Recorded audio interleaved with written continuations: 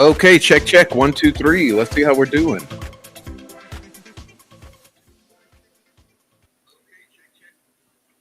Welcome, everyone. Now, hopefully, this is okay.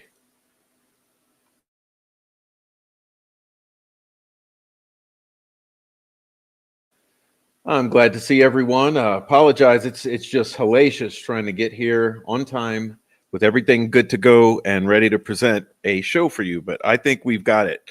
So welcome, everyone. Good to see you, and we'll get started. Boy, we have something special for you tonight, and I hope you enjoy it. I think you're going to.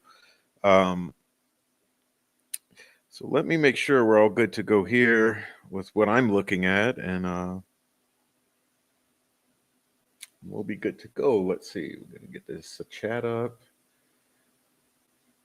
All right, and we're going to get this up.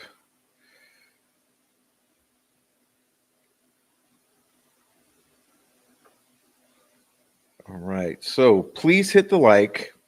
First of all, please hit the like for me.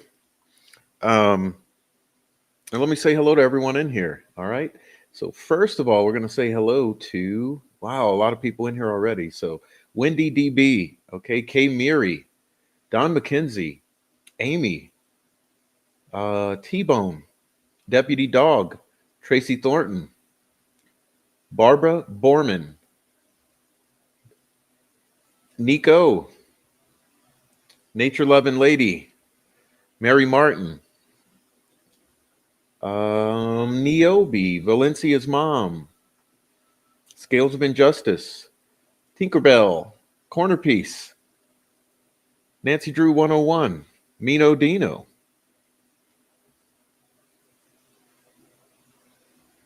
Skip Jansen, David Gray, Pert Init, Flutterby Whisperer, Siren Cindy, Kay, Miss Kay, Kayla, Who's Your Daddy 11, and who else do we have in here sneaking in? Dory, Keena Lancaster, Pam Sheehan, Crazy Girl 1203. We got Le Bijou. All right, we got Aaron Town, Sean Stewart, Sweet Dude Shibby, Sarah, Lewis, Heather Brown, Dawn Steele, Elizabeth Park,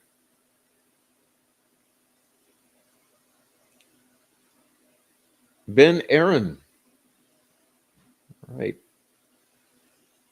Anyone else I miss? I think that's, oh, we got Cole Harton, Bella's in Wonderland, and Dieter, Judy Hathaway, Five Green Acres.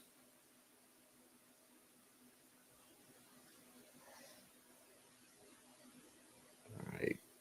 Steve Z. Stubbs, Missouri Mima of 9. All right. Who else am I missing? Lori Anna Kessler. And I believe that's everybody. So if I've missed you, just go ahead and leave a comment right now down below, and I'll see that I missed you, and I'll make sure I catch you. But welcome in, everyone. We have a special show for you tonight. We have some really interesting information we're going to get into, and we'll have a special guest, and that special guest is, drum roll, Skip Jansen. Skip is here tonight, and he'll be joining us. And boy, I think you guys are going to be very fascinated by what we're going to have to talk about tonight. So that's that, and I'm glad to see everyone here. And unfortunately, I didn't have ready to go what I wanted to have ready to go. So either you could be patient with me and I'll find it and grab it, or we can just deal with it another time. But that's what's up. So now on to the business. Let me say, I'm sure those of you who are in here are aware that today was a day you probably didn't want to see happen, which was the sentencing of Richard Allen. But as I said in the last show, what else did you expect? What else did you expect but the absolute maximum? Remember, this judge allowed no defense for Richard Allen intentionally. She facilitated Nicholas McClellan at every turn, protecting him and also aiding him in sustaining every objection. And anyway, it's just been a horrible show. And then, as you know, this morning you had the most insane, whiny gaslight of a conference that you've ever seen after the sentencing. And what did you see? You saw Doug Carter get up there and basically whine and complain that those mean old YouTubers, just are calling the law enforcement corrupt, and Jerry Holman's not corrupt, and Doug Carter's not corrupt, and Judge Gold was not corrupt, and all. He whined and moaned the entire time. Didn't mention the victims once. Of course, we got no real questions from the attendees. No one asked, "Is the family cleared yet?" No one asked, "What about the tentacles?" No one asked, "Hey, what's that fascinating story that you'd like to tell?" Nothing. And I'm sure they'll be regretting that press conference for some years to come, because we are going to go through it word by word. We're going to critique it, criticize it, and clip it, and basically make them wish they would have never called that press conference, because it was a total disaster. If you never realized, if you had not yet realized that there is corruption in this case, I think this morning was an absolute obvious and clear indicator for you.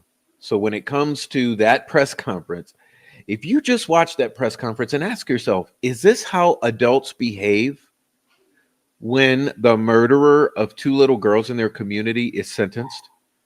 Because it looks to me like real adults wouldn't get up there and try to slander the defense team and blame another guy's death on the defense that wasn't due to the defense. It was due to YouTubers. And then go on and complain that people on YouTube talk mean about them. Sorry, we're going to keep talking mean about you. You look like a bunch of clowns. And Doug, you actually proved everything Joe Louis has ever said about you. It was a pathetic showing. It really was. I was flabbergasted. My jaw hit the floor. I thought, are you kidding me? So they're going to use the opportunity to shame Baldwin and Rozzi as if they already didn't achieve their goal of railroading Richard Allen. They're going to use the opportunity to shame two attorneys for doing their job, and two attorneys who were not even allowed to sufficiently do their job, to the extent of blaming the death of another man on these two men. These two men who were not responsible for his death, because we know the men who were responsible for his death. And then to go further and to say, oh, these people on the internet are so mean. We're not corrupt.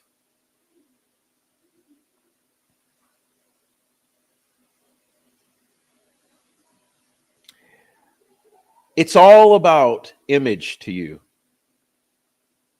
You see, you never thought we would shift directions. It's all about that thin blue line. It's all about protecting the integrity and the image of the Indiana State Police to you, So much so that you'll allow two little victims of a heinous murder to not receive justice so that your organization is cast in a good light.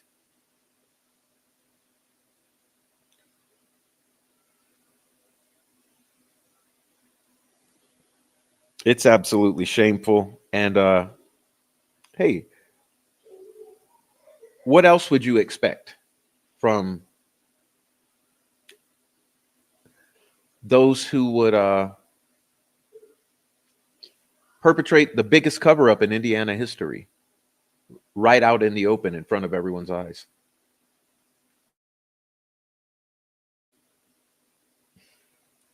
So that is what it is. And I just had to give my 2 cents. We'll be diving deeper into it at a later time. Um,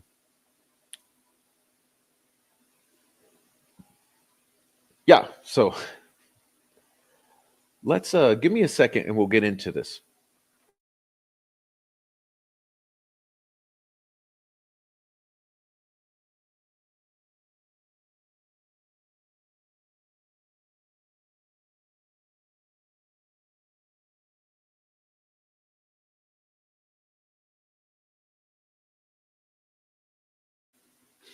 Okay. So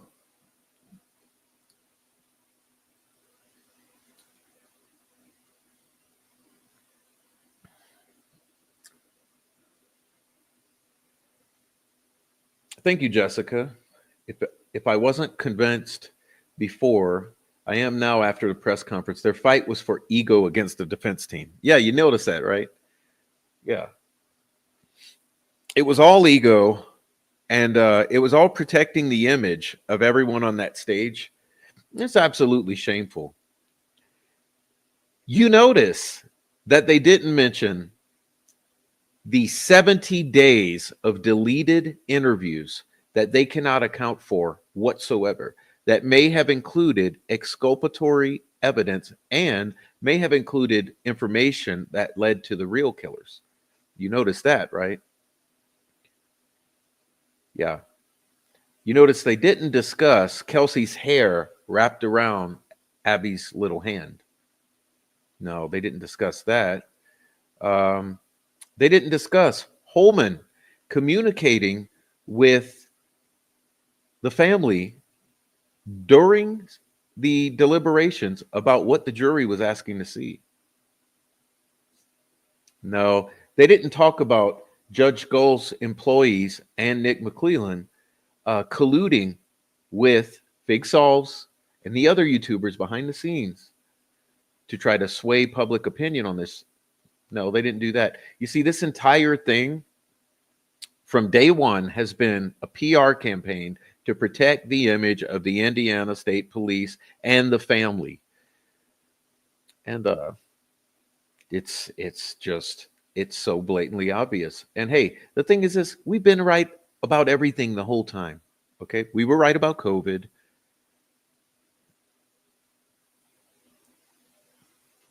So we're not wrong on this.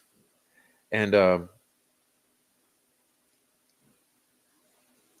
is what it is. But we'll continue because tonight, what we're going to talk about, really as a deep dive, is we're going to talk about those first 2 years of the investigation and the things that went wrong. Okay. And we're also going to talk about how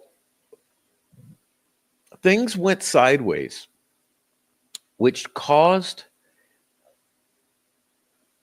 the whole change of direction to come, quote unquote, in 2019. And that was even referenced to some extent this morning by Doug Carter.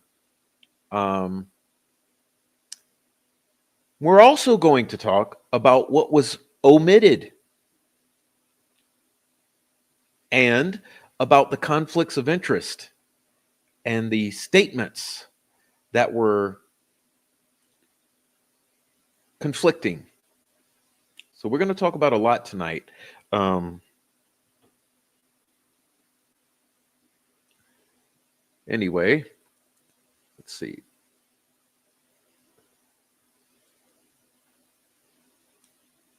And really, look, trust me, guys, I had no time today to get all the things that I wanted to get ready for this show. So we're flying by the seat of our pants, and there's things that I want to include that I don't have ready. But tonight is called a sketchy situation because basically we're going to describe this sketchy situation in detail to you, and we're going to discuss how it relates to the sketches. So there you go, play on words for you. Now we're going to begin here with Skip. Skip was nice enough to put together a summary. Okay. Now let me see if I can do what I'm trying to do here. Let's see.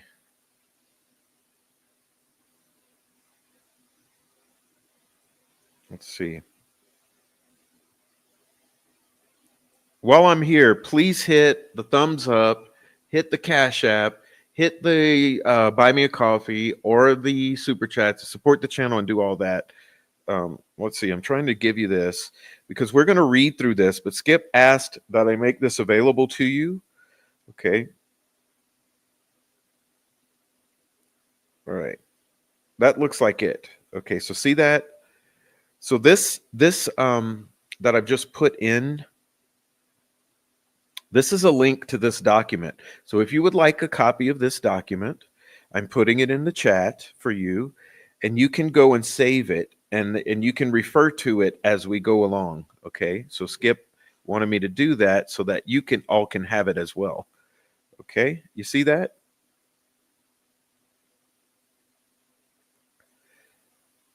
Now what this is this is going to be the subject matter that we're covering tonight. So let's get into it. It says the following. Well, let me bring this down. You don't need to see this. All right. So the following is a look into Daniel Pearson's and Shelby Hicks' circumstances and events on February 13, 2017, and why the public version of their stories and the truth are potentially two different things. And it's a virtual certainty that we have likely never heard the actual truth because there's been or never been any consistency involving the information that has been disseminated around Daniel Pearson and Shelby Hicks. We know there have been numerous different versions regarding the when, the where, the who, and the how. So the real question is, why?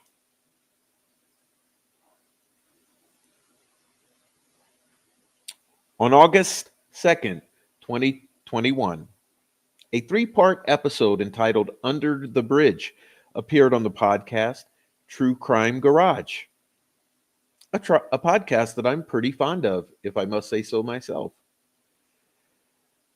The episodes consisted of my appearance, and this is Skip speaking, Skip's appearance to discuss the DELPHI murders case.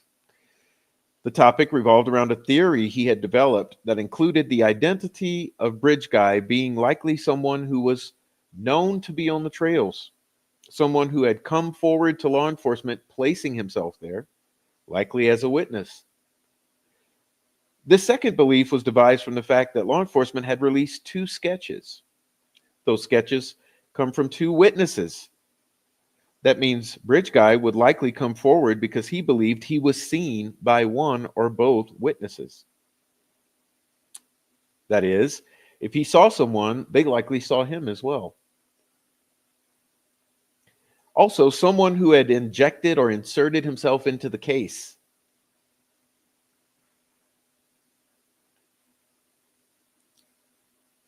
And someone who would strike a close resemblance to the new sketch. These last two beliefs came from information law enforcement provided at the April 19th, 2019, or I'm sorry, the April 2019 press conference. Law enforcement also revealed that Bridge Guy was likely between the ages of 18 and 40, but closer to 20. and was local to Delphi. As it turns out, the POI of the theory, Daniel Pearson, was the only male that fit every criteria of the theory and also fit law enforcement's description.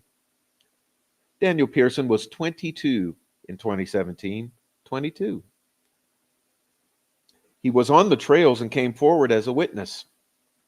He injected or inserted himself into the case on social media. And he struck a very similar appearance to the newly released Sketch.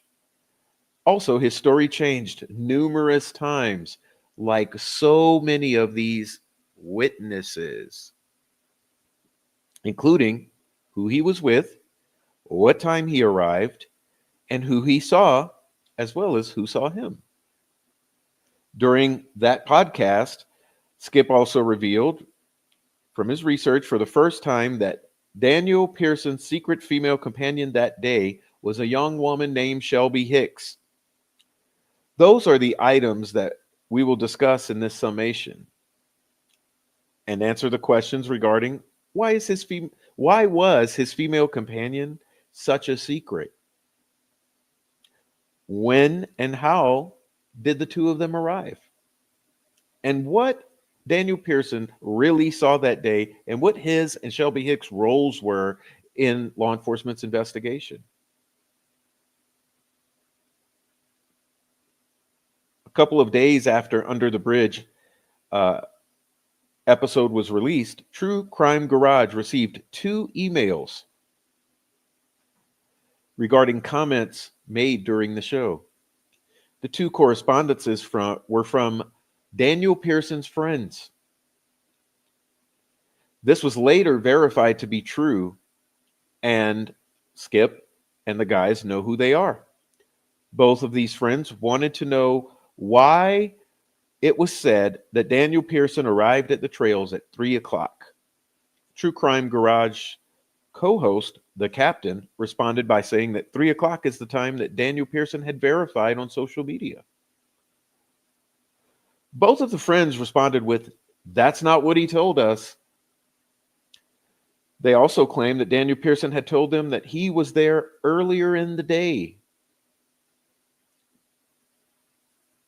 So what does that mean? We'll get to the timeline shortly and why it's potentially vital to the investigation. First, let me digress and add context. The primary story from early on regarding Daniel Pearson and his secret companion were as follows. The 2 arrived at the trails at 3 o'clock and parked at the Mears lot. They proceeded to walk slowly towards the High Bridge. During that time, at approximately 3:15, Daniel Pearson witnessed an individual walking away from the High Bridge and towards Freedom Bridge. But his companion didn't see anything. That led to a narrative that the 2 were arguing as a likely way to explain her lack of sighting.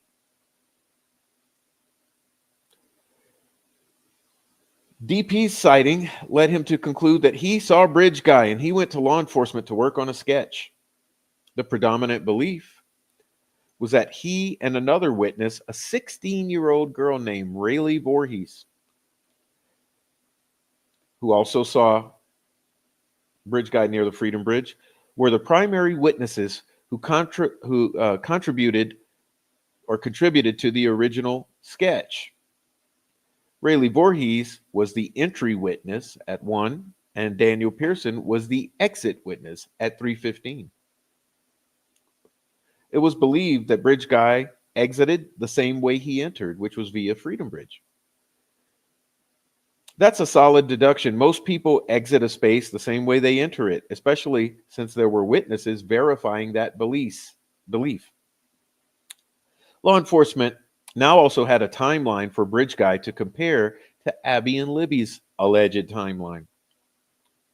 And all of the evidence, including Skip's presentation entitled "What Led to the April 19 Press Conference," verifies that this was indeed fact and confirms the true path of law enforcement's investigation from February 2017 to March 2019.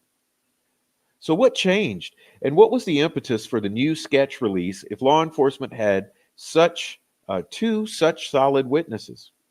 Well, the main belief in 2021 was that Daniel Pearson had recanted his original testimony.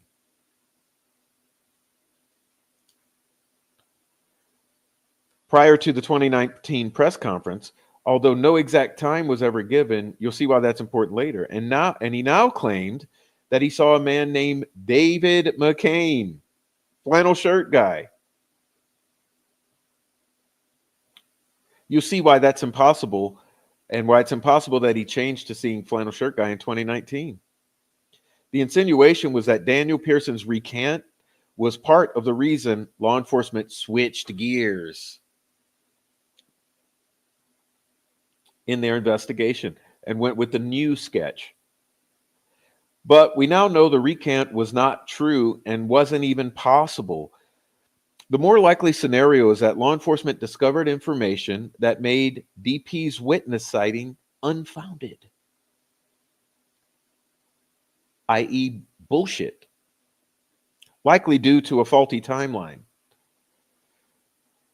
There were also false claims that the change was due to a lack of progress with the original or old bridge guy sketch. Not true either. So why all the false narratives about the two sketches? And why all the secrecy regarding Daniel Pearson's female companion? Oh, that was a secret. That was a really tightly held secret. There were even chaos agents at work, trolls, to distract, disinform, twist the story, etc. Was Daniel Pearson not supposed to be with this young girl at the trails? Most likely not. But is that enough reason to be untruthful as a witness in a double homicide? Most likely not. Also, why wasn't law enforcement more transparent about the reason for the switch or the change of direction? Well, it all ties together, as you will see.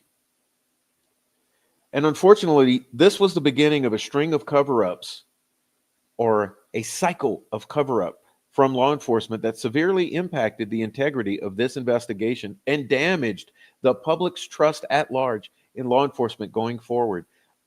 A plague which still continues today. So where are we? Daniel Pearson was there earlier than 3 o'clock. And as I've said before, no one wants to be there between 2 and 3. None of these witnesses. It's like kryptonite. They avoid it. No one wants to place themselves there between 2 and 3. So pay attention. Shortly after receiving the emails, Skip began looking into any evidence that might show Shelby Hicks' explanation of what happened that day.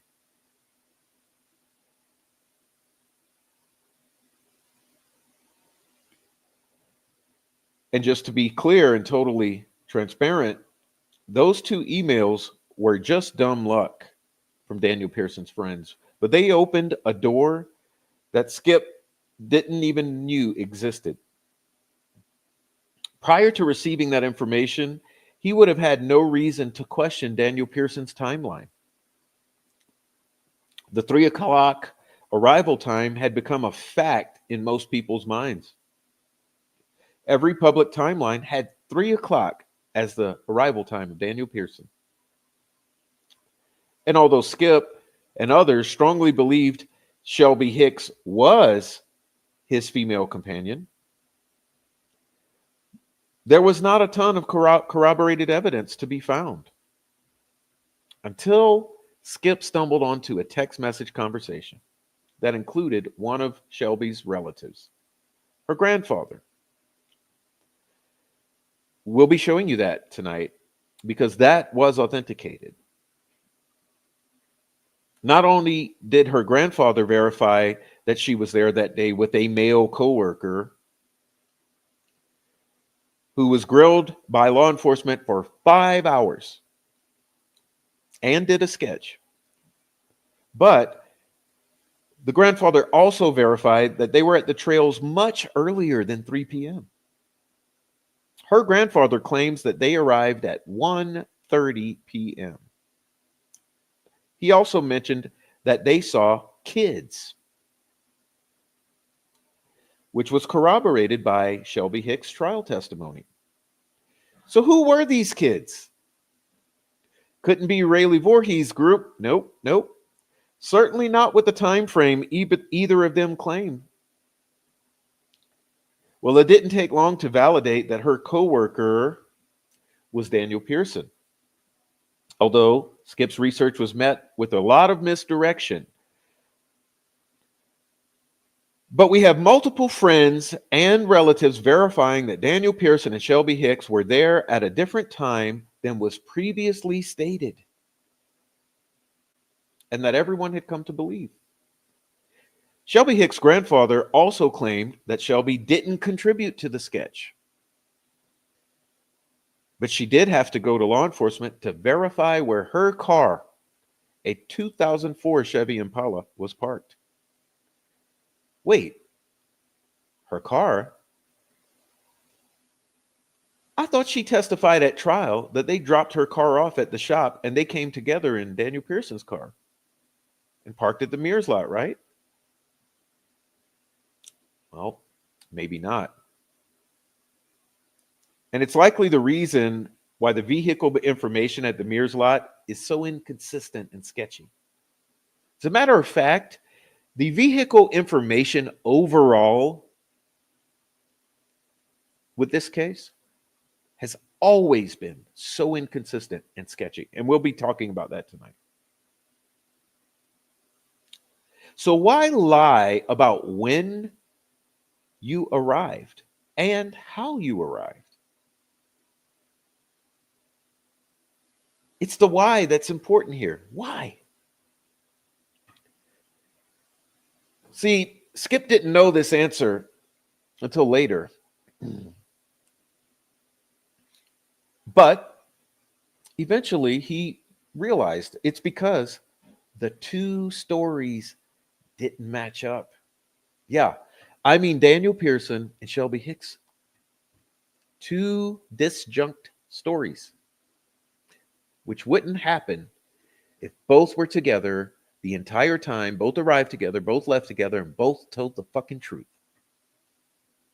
Remember, why was her identity such a secret?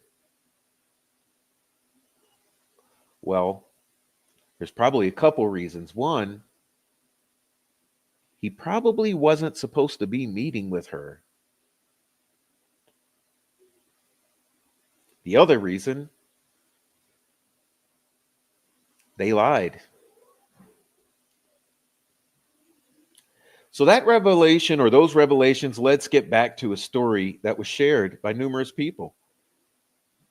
The story included that Daniel Pearson was unaccounted for 45 minutes of their time frame.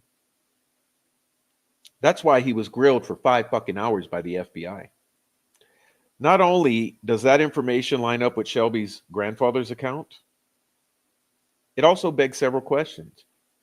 Is that why Daniel Pearson decided to become a witness? Is this also why the FBI kept hounding Cheyenne about who was in her photo? Is this Shelby Hicks? Is this Shelby Hicks? No, it's Shelby Duncan. Is this Shelby Hicks? No, it's Shelby Duncan. Is this Shelby Hicks? No, it's Shelby Duncan. Is this Shelby Hicks?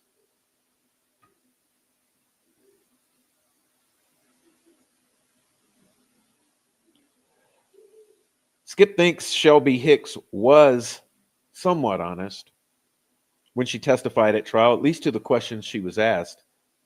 But she wasn't forthcoming, nor was she allowed to be totally forthcoming with her replies. She and Daniel Pearson were together from approximately 2:30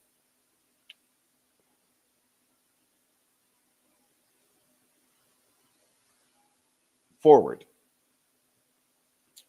But the defense's question seemed to indicate that even they felt shady or shaky about her testimony. They were seen closer to 3 at the bridge by Cheyenne, allegedly. But when he was unaccounted for, where was he? If we backtrack 45 minutes from 2:30, that's 1:45. So what does that mean? Well, it could mean that the prosecution's worst nightmare is that you have someone who looks identical to the young bridge guy standing on the bridge at about 150. Is that why McClellan made Daniel Pearson disappear? Can you imagine McClellan trying to convince the jury that Betsy Blair saw Richard Allen, a guy in his 20s with poofy, pretty hair?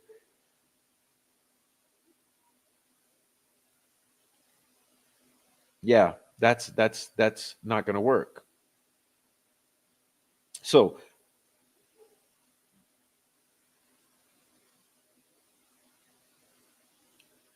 that would have completely destroyed the prosecution's timeline and would have absolutely changed the outcome of this case.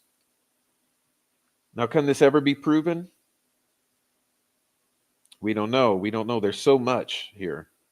But there's a lot of evidence that suggests this is most likely the case. The evidence shows that DP probably lied about when he got there, the exact time.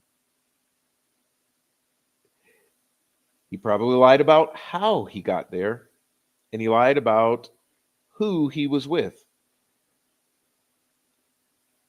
Was he engaged to be married at the time? So there's only one question. Why? This would explain it, especially when you consider him disappearing from the investigation and law enforcement covering up his witness sighting. Did Daniel Pearson want to get away from that earlier time because he actually saw Betsy Blair and possibly even the girls? And maybe he panicked because he was alone with no alibi waiting for Shelby to arrive? There's more evidence that puts him there than there is that doesn't. Now, Skip initially didn't intend to spend a lot of time discussing the following, which we're going to go through briefly, which is the controversy surrounding this Daniel Pearson. But it's crucial to understanding the whole situation of all these parties and to see the whole picture, because the fact is the theory did receive an unusual amount of pushback. And I mean, the entire troll farm the entire apparatus went at Skip and True Crime Garage over this. Even Kelsey and her boyfriend. Why? It's just another theory, right? It's just another group of sleuths speculating on what could be. So why was Skip and the others Skip was associated with threatened, doxxed, attempted to be discredited, etc., etc., etc.? You know what they do. They dox, they threaten to kill, they discredit, they accuse, they gaslight, they send in people behind fake accounts.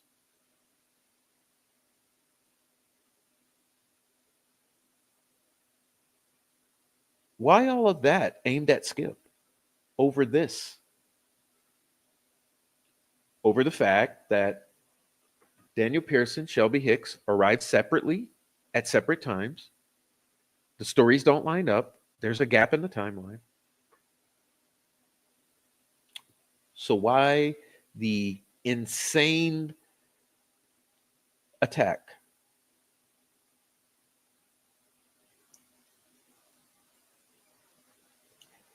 And not just attacks, but there was a very strong counter narrative or PR campaign or spin put on it. Strong pushback. Disinformation. After Skip named Shelby, there were several Facebook groups, Reddit groups, Discords, etc., that created and invented names of people willy-nilly that Shelby was supposedly with that day. These people would do anything. You know, we're talking about the Facebook gatekeepers, the Reddit gatekeepers, the Patty family troll farm. The gatekeepers. They would do anything and they tried everything to keep the fact that Daniel and Shelby were there together, meeting up. They started this spin narrative that Shelby Hicks was there with a guy named John Shields and other guys. Well, the John Shields information was a complete fabrication created to mislead and discredit. It was done by a girl named Chris Thinnies, or Chris Redacted, who was friends with DP.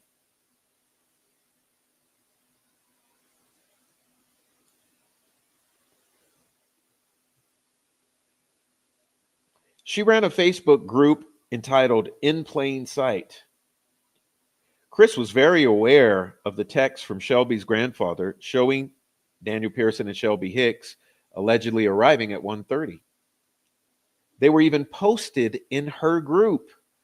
So she created a false narrative about Shelby, according to Skip, that Shelby was there with John Shields, but it was to deflect from the fact that she was meeting up with Daniel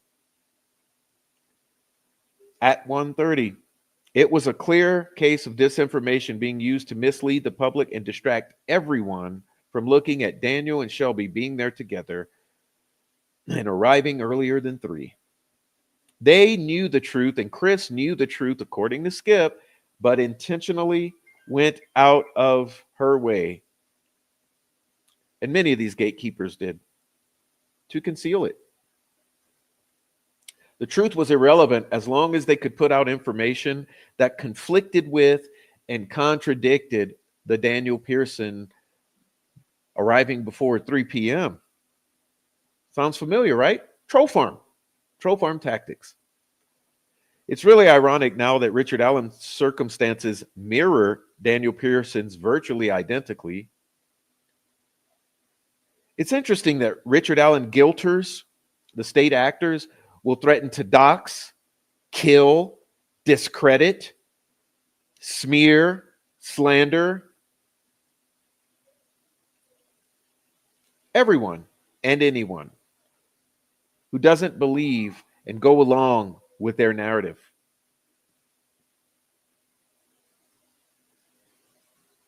These are the same set of circumstances that they threatened, doxed, and discredited Skip for, at least attempted to, for supporting this same theory. And what is that theory? You know, he said it earlier, where someone, let's go back. Actually, let's go back. The topic revolved around a theory Skip developed that included the identity of Bridge Guy being likely someone who was known to be at the trails, who came forward to LE, placing himself there, likely as a witness, inserted himself or injected himself into the case and striked a close resemblance to the Bridge Guy, right?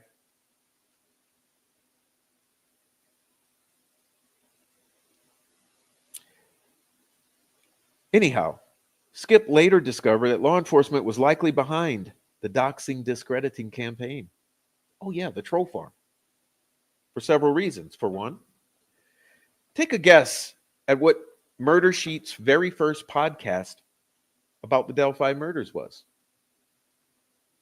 It was a hit piece attempting to discredit the Daniel Pearson's theory.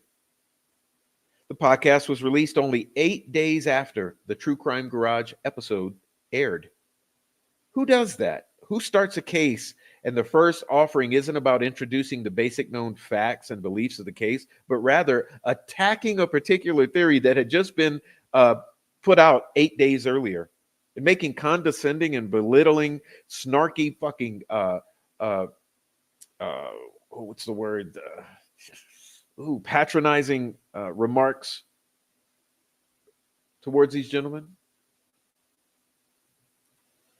It's almost as if they decided to police the information being shared or to spin the narrative or control the narrative, steer the narrative.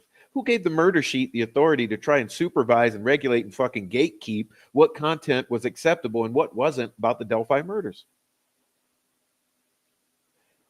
Well, now that we know that the source for murder sheets information on the case was the Indiana State Police, and always has been, what does that tell us? Another interesting event occurred during this particular time frame. On July 29th, 2021, law enforcement issued a media blackout. Yes, regarding POIs. So how is that relevant? Well, the True Crime Garage episodes were taped on July 24th, 2021. And following the taping, True Crime Garage sent 3 emails and left 3 voicemails on the 25th to the 27th to Tobe Lesenby, explaining the nature of the upcoming episodes, and that being Daniel Pearson, and offered to not release them if it focused on an innocent person or compromised the investigation in any way. Tony Liggett never returned any of this correspondence, and the media blackout was imposed 2 days later. Now, is that coincidental or not?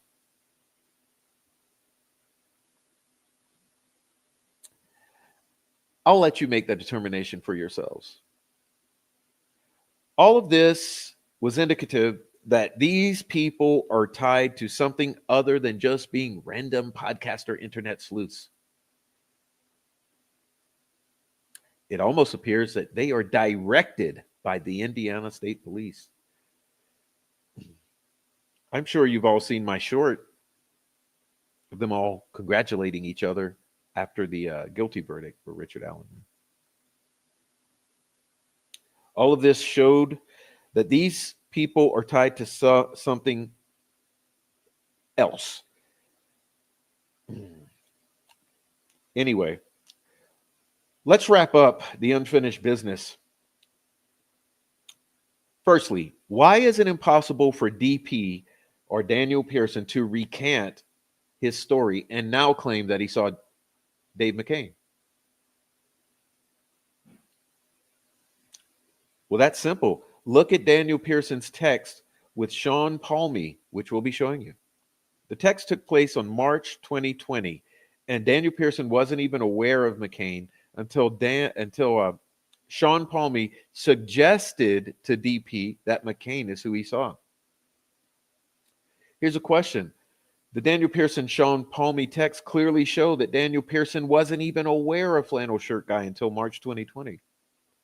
So where did the information regarding him recanting come from? No one would ever answer the question about when Daniel Pearson recanted.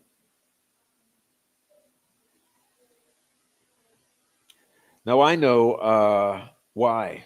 Okay, we know why. And why does it list him as a sketch witness in the Discovery Index? Have you ever noticed that? Or did that one slip by you guys?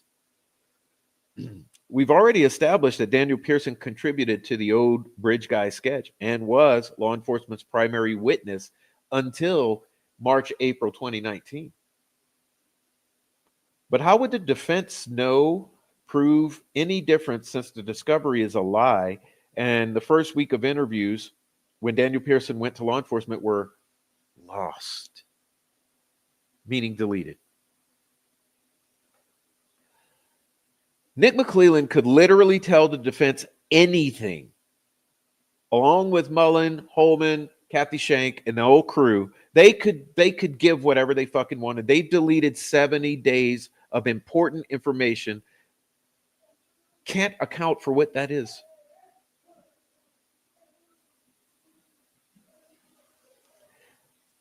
The defense literally has no way. It's permanently gone.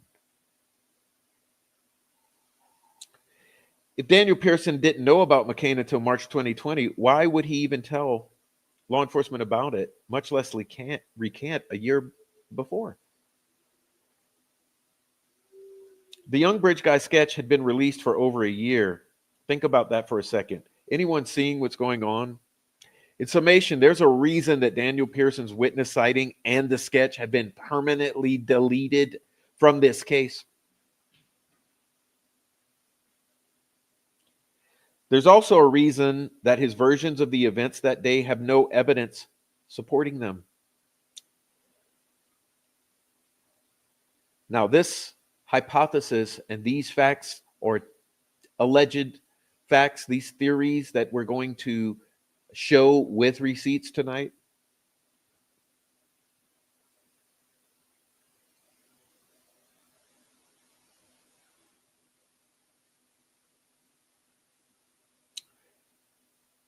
have some weight to them, okay? There's a reason that they didn't tell the truth about when they arrived or who they were with, each other, or what they saw. And we're going to show you that tonight. The evidence regarding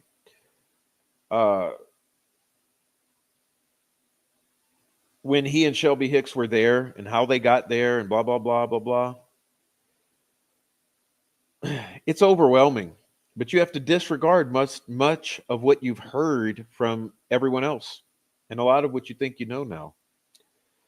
This disinformation campaign was meant to mislead, deceive, steer the narrative, twist the narrative, and now retroactively fit the scant remaining evidence onto an individual, and that's Richard Allen.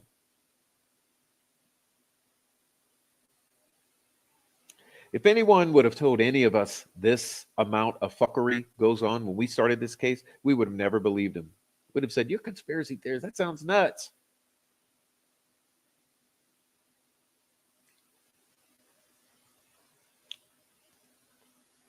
Now,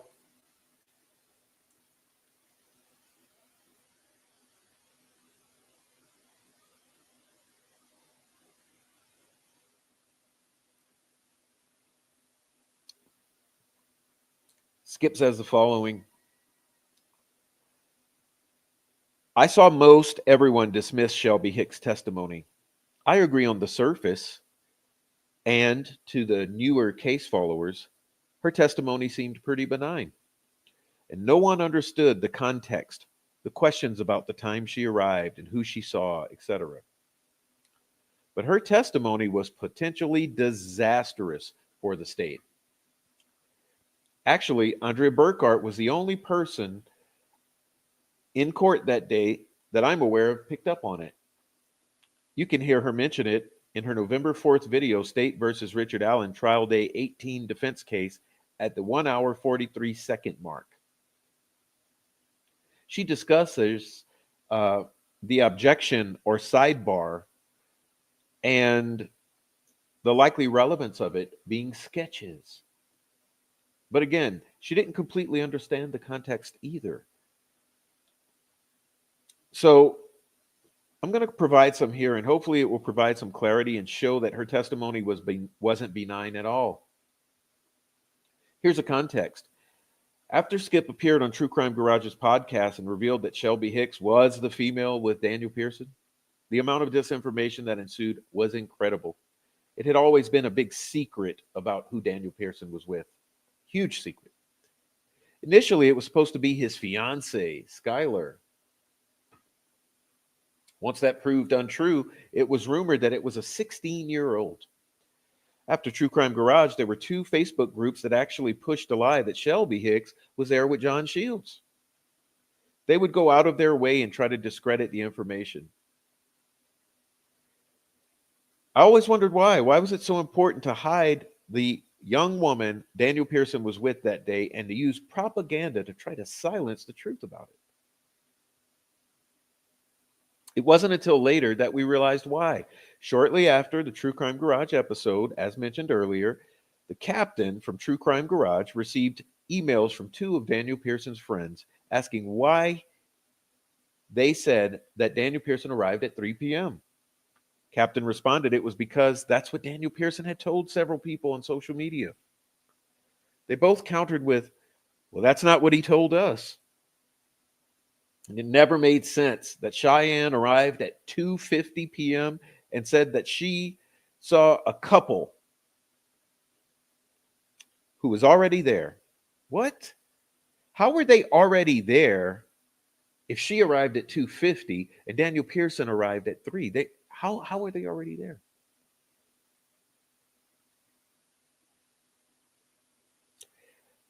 That's why the defense kept questioning her about what time she arrived. Also, Shelby's grandfather claimed that Shelby was at the trail much earlier, more like 1:30 p.m., and that she drove her own car, a 2004 Chevy Impala Silver. He said they saw kids. Kids. Who were the kids they saw? This is corroborated by her trial testimony, and that her co-worker, Daniel Pearson, was grilled for 5 hours by law enforcement, and he worked on a sketch. Remember the objection that Andrea discussed? That's when I realized that Daniel Pearson and the propaganda crew, the Patty Family Troll Farm, wanted Shelby's existence hidden because her story didn't line up with his. So who were these kids? Couldn't be Rayleigh Voorhees' group. Was it Madison, or Herrera, Mata, and Collier? I believe it was. They were there earlier. Couldn't be Libby and Abby because they were there earlier. Yeah. But remember, those 3 little classmates, they originally were supposed to have been there till almost 4 o'clock, which then got changed to 3:30, and then got changed to 3, and it got changed earlier and earlier and earlier.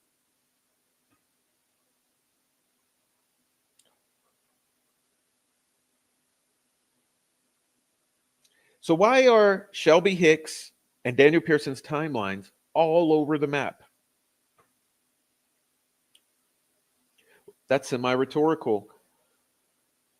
And why would someone whose version of the events seem relatively unimportant, like Daniel Pearson, be grilled for 5 fucking hours and ultimately contribute a sketch? Remember, I said in the defense outline, he's listed as a sketch witness.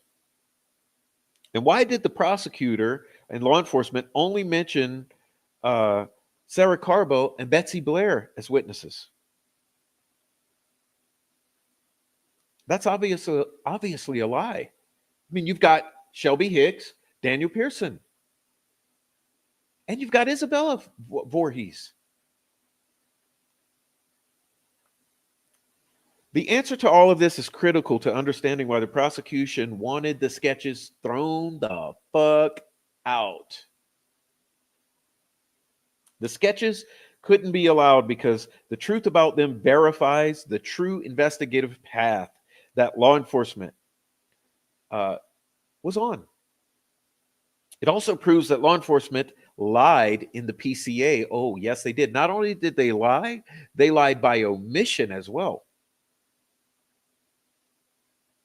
It also proves that a previous witness who looks identical to the young guy's sketch, Daniel Pearson, was likely at the trails when Betsy Blair saw the young poofy head guy on the bridge. Did she see Daniel Pearson?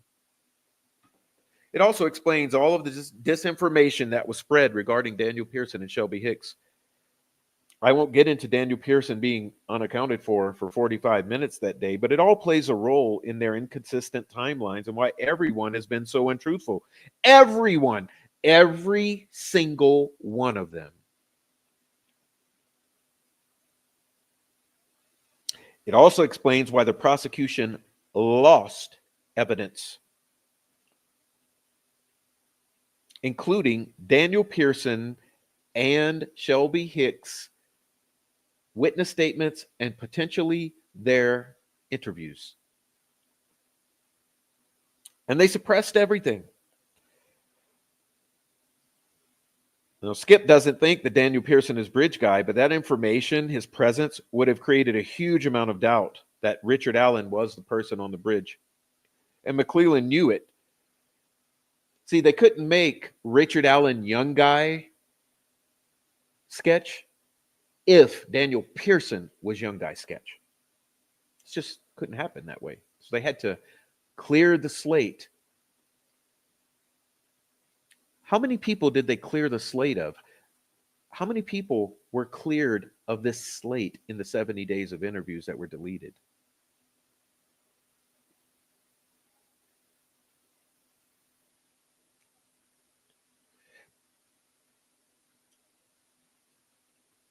Bottom line, if the defense would have been able to get Shelby Hicks to mention the sketches, it would have opened a Pandora's box and the trial result would have been much different. Why do you think they didn't allow the sketches in? Some semblance of truth would have been revealed. Remember, do you remember that in April of 2019, ISP released a press release clarifying statement on the sketches, stating that the two sketches do not represent the same individual. They are two separate people. ISP, Indiana State Police, also claimed that the old guy sketch, the person represented by that sketch, was no longer a person of interest,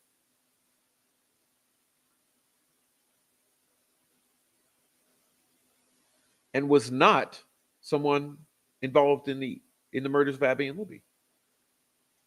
They also added that the new young guy sketch was considered to be the person filmed by Abby and Libby on the bridge and who likely murdered the girls, the new Delphi murder suspect. So, how do you go from that in 2019, that these are two separate individuals entirely, and the old guy is no longer a person of interest, and the new guy is now the new person of interest, who is the killer of Abby and Libby? How do you go from that to Doug Carter after the arrest of Richard Allen saying, yep, you take both sketches, it's Richard Allen?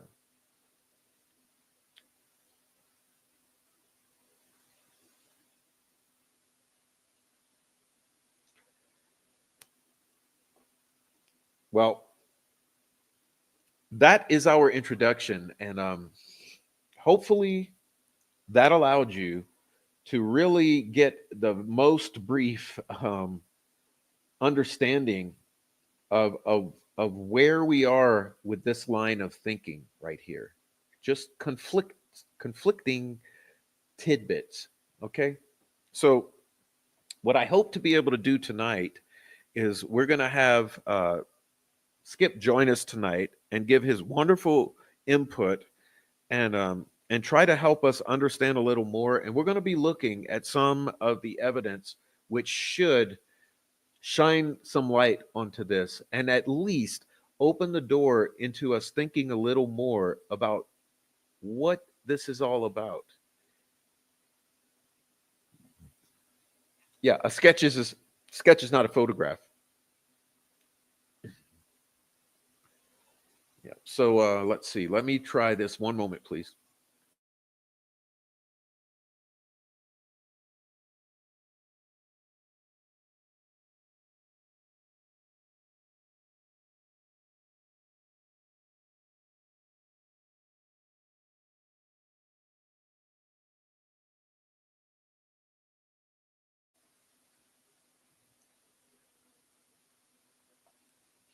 All right, guys. So pardon me while I get some things together.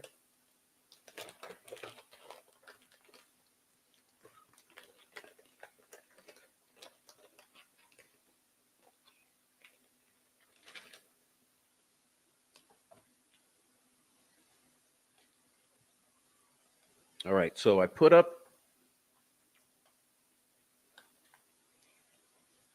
put up the link. Hopefully, Skip can find it and join in. I want to thank, let's see, I'm going to thank Jessica Gilman again, Tracy Thornton, and Karen Jones for the support, and also Kathy. Thank you very much. Appreciate the support. Everyone who'd like to support the channel, please hit the thumbs up. Please see the links at the top of the chat for the Cash App, Coffee for Prof, Buy Me a Coffee, and all the other support pathways, including joining the chat. So you lurkers, come on and join the chat. You don't have to agree with us, but you have to be nice.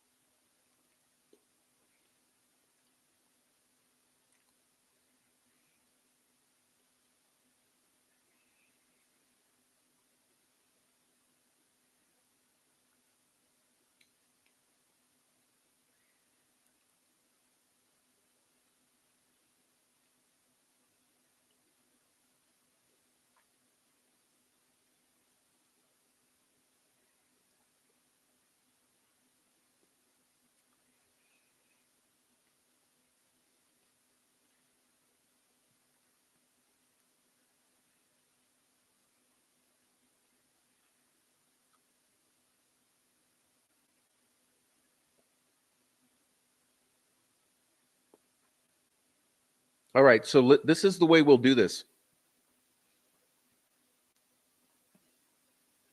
Skip will join us. We're going to have a conversation. And at the end of it, we're going to have questions. So if anybody with questions, hold them till the end, and then we'll look at them. Okay? Let me try to get him on now.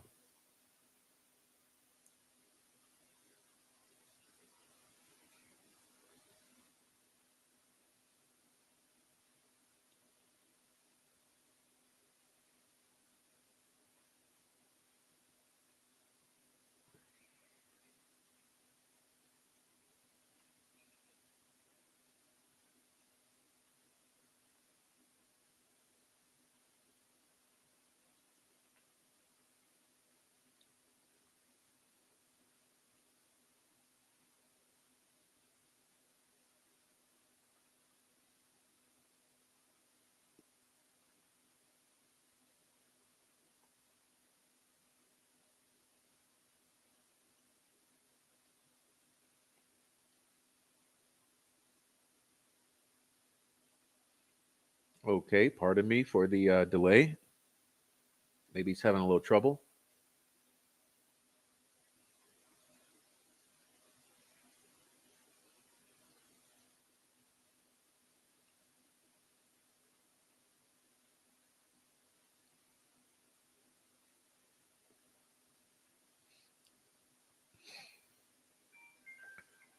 Why do my ringers keep ringing when I put it on Do Not Disturb? Come on, man. All right.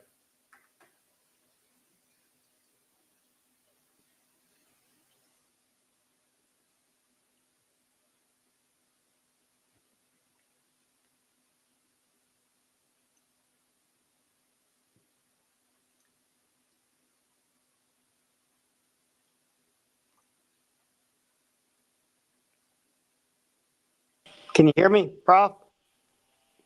Hello. Hey, can you hear me? I hear you. Welcome, Skip. Hey, Prof, what's going on, man?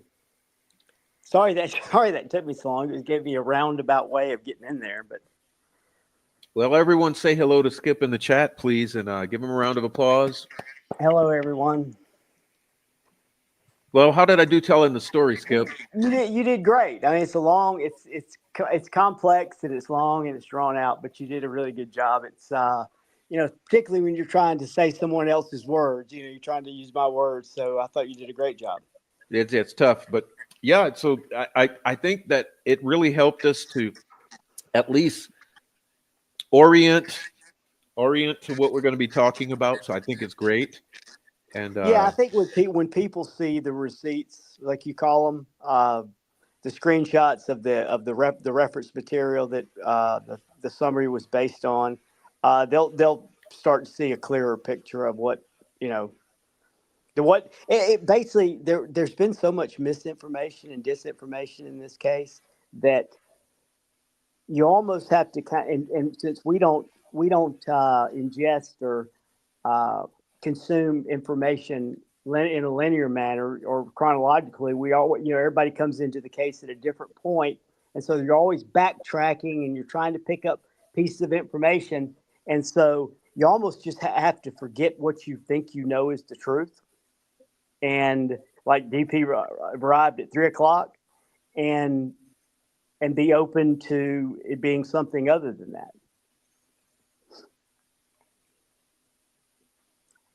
And it's not just the case with him, his circumstances that day. It's with a lot of things. I know Sarah Carball's witness testimony is I'd describe it as shaky at best. I mean, there's a lot of things that say that she didn't come forward when she said she came forward, that she wasn't part of the sketch she said she was. She didn't see who she said she saw. They weren't wearing the clothes. So there's just a lot of things about all of it that's pretty shaky.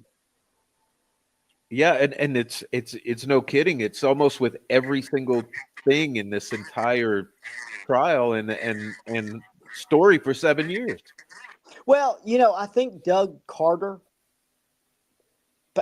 gave a pretty clear picture of what the goal was. He sees that conviction as justice. No Mhm. matter how you got it, it's justice. You put somebody behind bars for this crime. Um, that to me was incredibly telling. That the end is more way is for them is more way more important than the means, Mhm. and they just almost like they just forgot that procedure and uh, you know procedural things are important and have to be followed for an investigation, for it to be a proper investigation. I mean, there's procedures and protocols in place for a reason. And they're not just for law enforcement to ignore them. When it fits, in their best interest. Yeah, and like I said about this morning's press conference, they are complaining that there's criticism. But I mean, what do you expect when you've seen what we've seen? You Yeah, know? that if there's one thing that I know for sure about this case, which is not a whole lot, but the one thing I know for sure is the amount of ineptitude, incompetence that law enforcement showed during the investigation. And then once they realized that they'd gotten themselves off track and off track and backed themselves in the corner, then they started trying to cover all that up. I mean, that to me is the clearest thing of any of parts of the investigation there are. It's much more than a POI or a suspect or whatever. It's that, I mean, look, I see I see people, and this goes along with what Carter said. I see people normalizing losing 70 days of videotapes, or the first week of witness statements, or changing sketches 2 years in and not even given a good reason for it. I mean, those things are not normal. I don't give a shit. You can how you spend it. That's not normal, and they're trying to normalize it, and they're trying to do it and say in a way that says, "Hey, well, we got to justice in the end, and that's all that matters," which is basically what he said, and that's a shame, because this guy's supposed to be the head guy, the head law man in state of Indiana, and that's I thought his words were rang pretty hollow. Yeah, it's just to be shunning criticism when like you say, it's the normalization of losing 70 days of important investigative material, uh, we had unknown male DNA that wasn't identified. They didn't even test the hair found in the victim's hand. They Yeah. didn't collect the sticks immediately that were covered in blood. I mean, you can just go on and on and on at how much fuckery and there's no other word that and then to reject any sort of criticism or suspicion that there may be corruption. It's like you said, Well, it's at yeah, best it's normalization of incompetency, but and that's at yeah, best. and they change their what's going on the fly. It's like, okay, yeah, we to fit one situation. Well, we lost the videotapes from April 28th to June 30th or whatever. Well, Sarah Carball's two her supposed um sketch witness sketch conversations she had with law enforcement happened in June, right? And also the second time she went and met with law enforcement happened in June of 2019, right? Well, they said those were all gone. Well, the time she says she was there fits right smack dab in the middle of the times when the when they were lost. Exactly. And So how not the only hell that, she's also were hers not lost? exactly. And then for her to dramatically change her story from seeing someone muddy to Yeah, suddenly transitioning to someone is bloody. yeah. Yeah, It's almost like they didn't even really care about covering their tracks. It was like they got to the point where there was so much covering up that it was like, hey, you know, to hell with it. We're just like Carter said. We're going to try to get a conviction. That's justice, and we can we can walk out of here and pound our chests and yell at social media if they're the bad guys. Uh, you know, it's a cop out. It's if he I know Carter probably sees himself as very self important. That's probably his self awareness, um, and that he's got a really big responsibility. His job is, but what he did to it today was a disgrace. It was an absolute disgrace. I would tell it to his face. You know that what I mean, nothing he has said has been consistent. Even the day Richard Allen was arrested and they had the press conference, said, no, today's not the day. Oh, but today is the day. Okay. Because, yeah, I mean, and, the whole thing with the photographs, sketch sort of photo, everything he said, you know, it was, well, but you couldn't make a puzzle out of it. All the pieces wouldn't fit Mhm. of everything, all his entire, his communication. His communication with social media was part of the problem. Yet he's not willing to take any blame. He just wants to blame social media for oh well, you guys are the bad guys because you're questioning us. Yeah, we're questioning you because you've been inconsistent. We know you screwed up. You're changing all the. I mean, even the tip is just. I mean, they got this Orion system, but somebody found a tip in a box of a hard copy of it. We're going through 70,000 tips worth. Come on. I thought about that this morning and not last night, Skip. I was thinking about that. And it's just it never ceases to amaze you in this case because it's a literal needle in a haystack. And Yep. that's like the analogy I was thinking of yesterday. Last night I was thinking, Kathy Shank, just imagine what they want you to believe. They want you to believe that this needle in this haystack was there from the very beginning for Right. 5-6 years or whatever it was. From the very beginning, that needle was in the haystack, and no one found it. No one found it. No one found it until the magical day that Kathy Shank found the needle in the haystack, and that's Yeah. Richard Allen. Yeah, and you notice there's always alternate versions and narratives that are involved in everything. Oh well, the FBI lost it, or it became a blame game with them. They can't, FBI, you know, is the best law enforcement agency in the country, yet they can't go get a damn video, a tape of video from a video at a gas station. They can't. They'll lose that, and they can't lose. They lose a tip, and it's they don't explain what the circumstance of the tip. I mean, because if it was done on a lead sheet, that means it was filled out and given to whoever's in charge. Then whoever's in charge would have been somebody with Carroll County or the ISP. But they went to great lengths to try to avoid taking any blame. It's like you made a great point earlier. You said it's been a PR campaign from the beginning, and it has. They look. It's obvious that when they saw that, they found that video, they thought they had found the Holy Grail. They thought somebody was going to come forward almost immediately and say, "That's my cousin," or "That's the guy who works on my car," or "That's the guy that works down at the pharmacy down the street." When that didn't happen, they they reset, and they didn't have anywhere to go. They didn't. I mean, they really thought that was going to be. There was no doubt.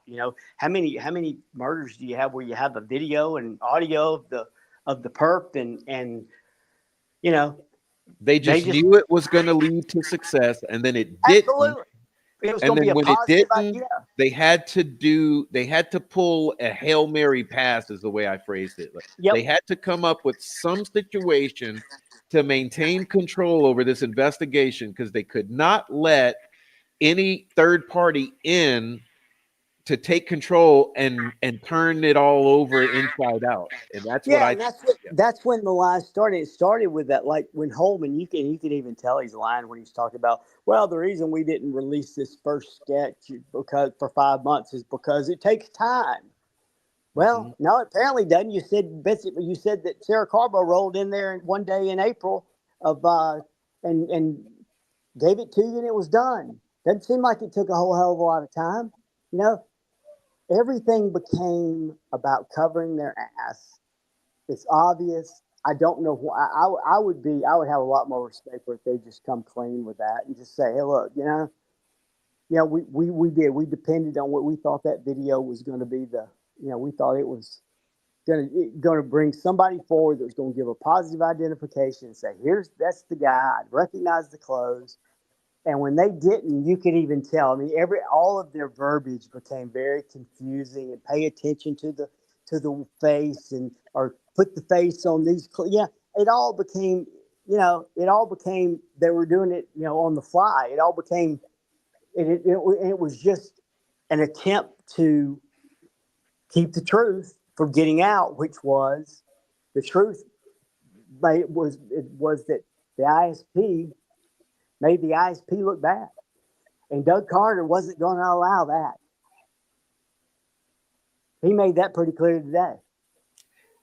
Yeah. To me, today, what he did is he doubled down on the whole deal. He doubled down, and so it's very clear. I mean, because like I told you earlier, Doug Carter had me fooled until the arrest of Richard Allen, Me and then too.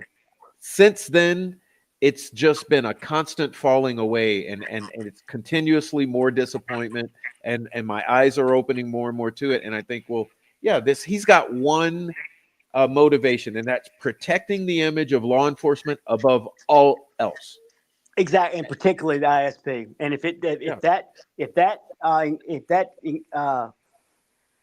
includes telling the FBI to give back the case files and get the hell off, then do it.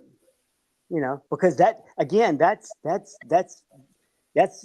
kind of the rallying the troops, the battening of the hatches. I mean, that's hey bunker. That's what getting in the bunker because that's we don't want this to get out any. We don't want the FBI to know that this has been and then they turn around and and even some stuff with that GBI was the research I looked into that and talked to a guy, and they were like, when I told him about peer review, he just laughed. He's like, do you know? He said we're the guy at the GBI. He said we're a private agency. He said, do you know how much that would cost the ISP to have for us to bring take a crew off our investigation to come up to Indiana and do a peer review? He goes, first of all, we don't do that. He goes, the FBI does that within inter agency stuff. because they're part of the same organization. He said, but we're an independent. We don't. So why even come up with that nonsense about, oh well, we did a peer review, and it's all because they were trying to explain what the hell happened in those first 5 months and those first 2 years. That's where it all got sideways, and they just didn't want to admit to it. So instead, they've created an alternate version of what the story is. Of course, and it all is good for them. It's the FBI. They're the ones who lost the videotape. They're the ones who lost the tip. They can't do shit. ISP's perfect. I don't understand why everybody doesn't see that. I mean, that's as obvious to me as anything in this case about how they've handled it. I don't look the Carroll County. I mean, they weren't. They're not. They don't have anybody there equipped to handle an investigation like this to begin with.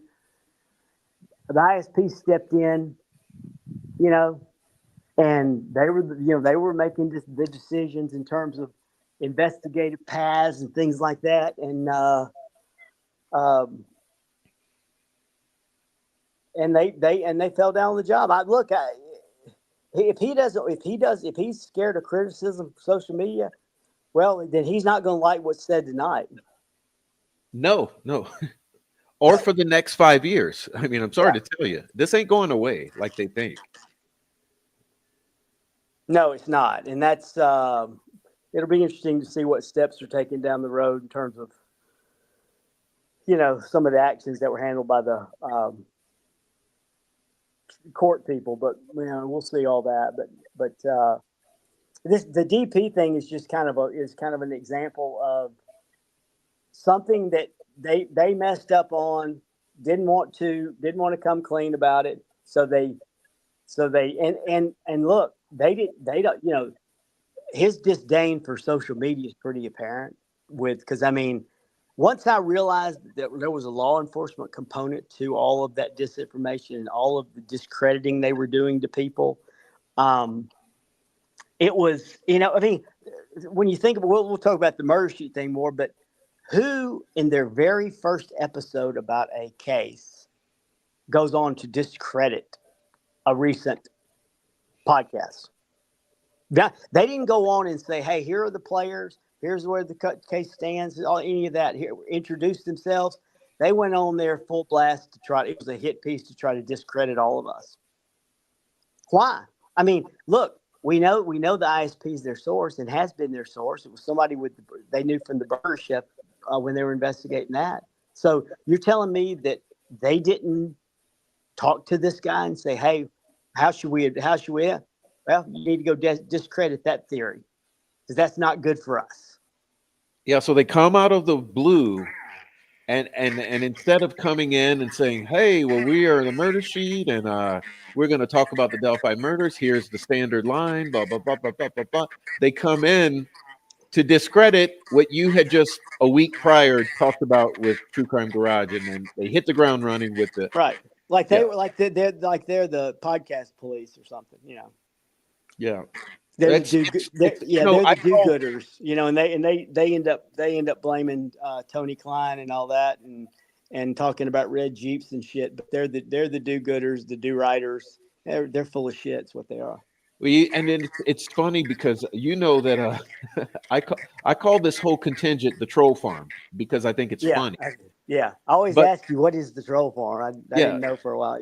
Yeah, but it's clearly, to me, it's all the YouTubers and it's all the Redditors and the Facebookers. It's all the people who are working on behalf of pushing this narrative for the state at all cost, like at the expense of anything else.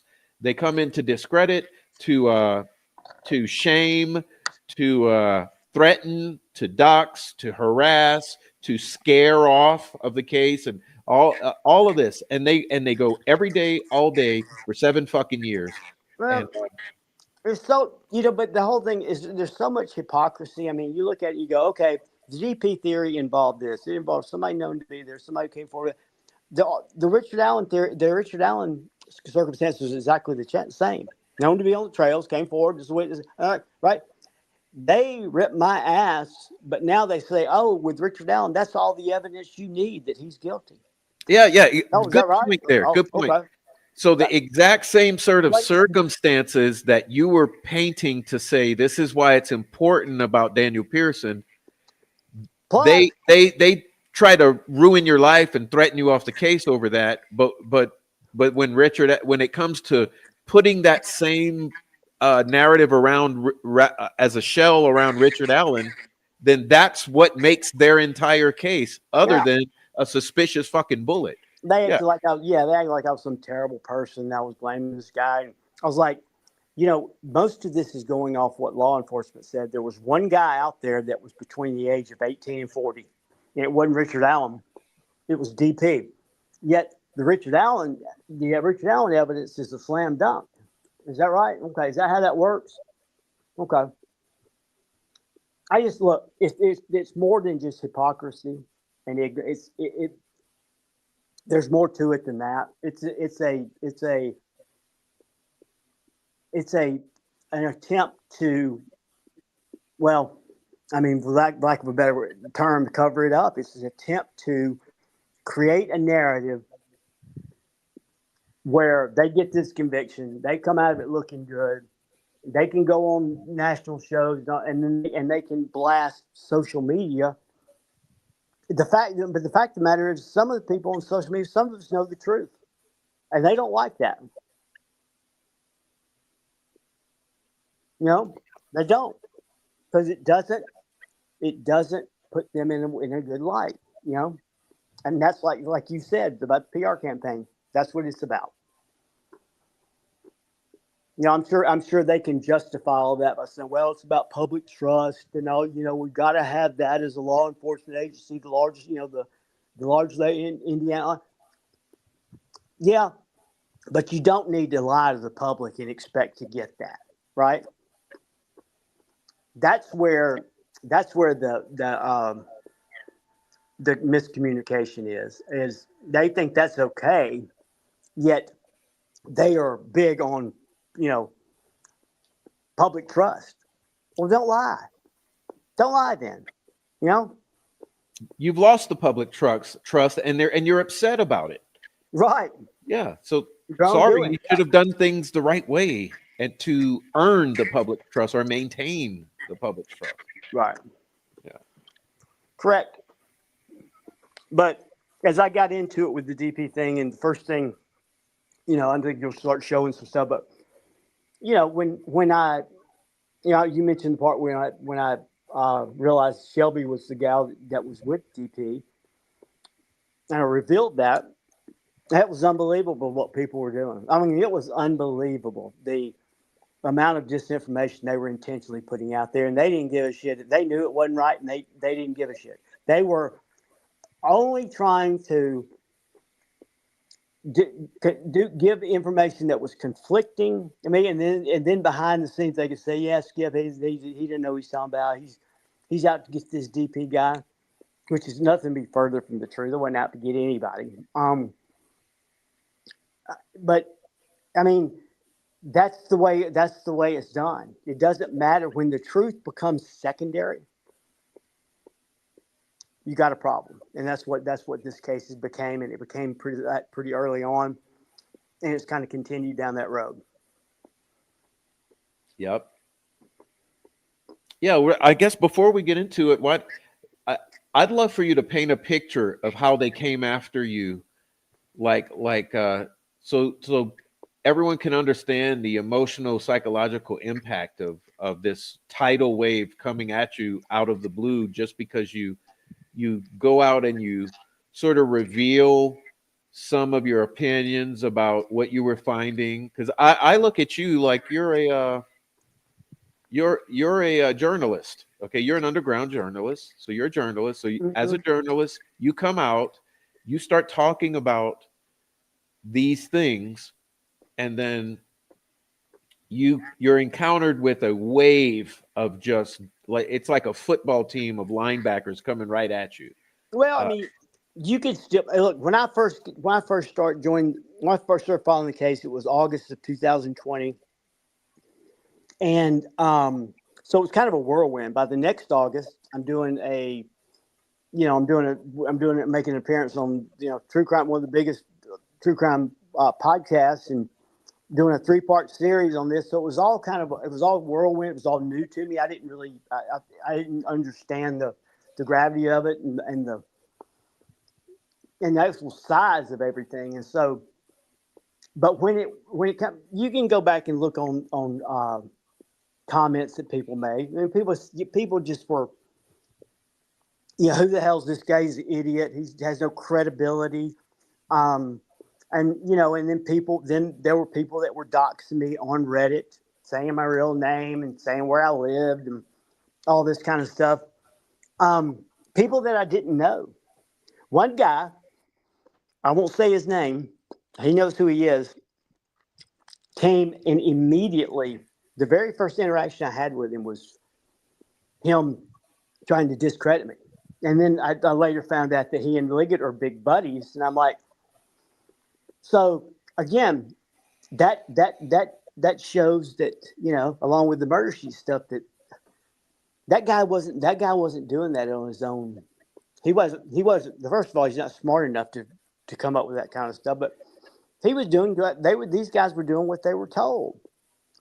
Hey, shut Right. that So thing so so silence. so so everyone understands. So this dude on Reddit, I'll leave it at that, Yeah. comes out of the blue and starts whooping you over the head Out like of the with a blue. baseball bat. Yep. And turns out he's a good friend of Liggett. Yep. Yeah.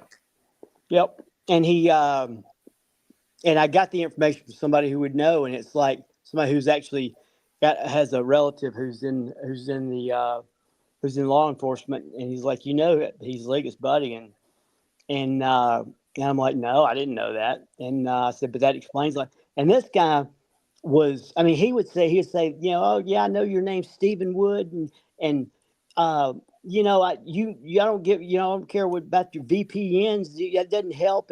I mean, he was out to get me. He wanted to Oh, he run was me he was off. trying to frighten you with doxing you to yourself to say, I know who you are, buddy. Yeah, Mhm. exactly.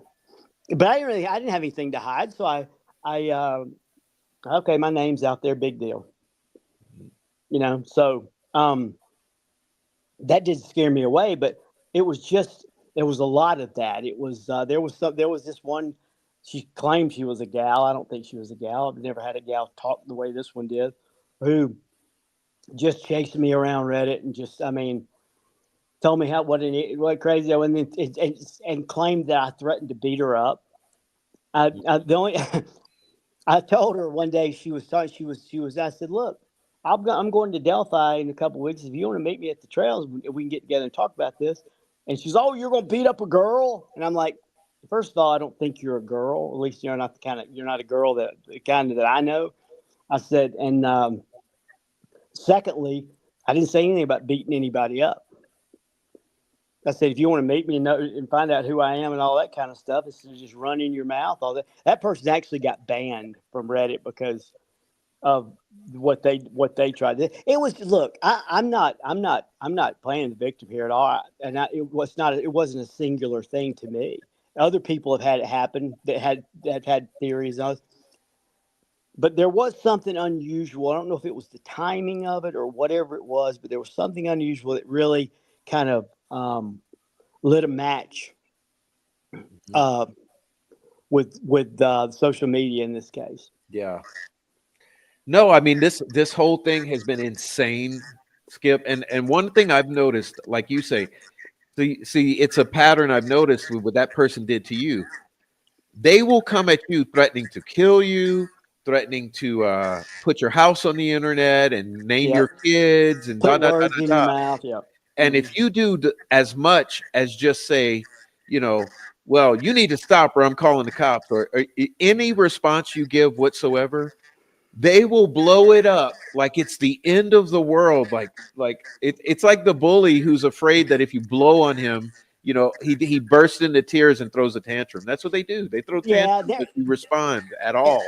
And there were some other people who got who were supporting the theory, and were active in it, and that turned, of course, into, oh, they've got this group and they meet and they have these meetings and they are this club. And I was like, I said, the guys there's one guy named Vespasian who was on there who was a really good writer, and he used to come up with good theories and stuff. I might have talked to him twice, ever.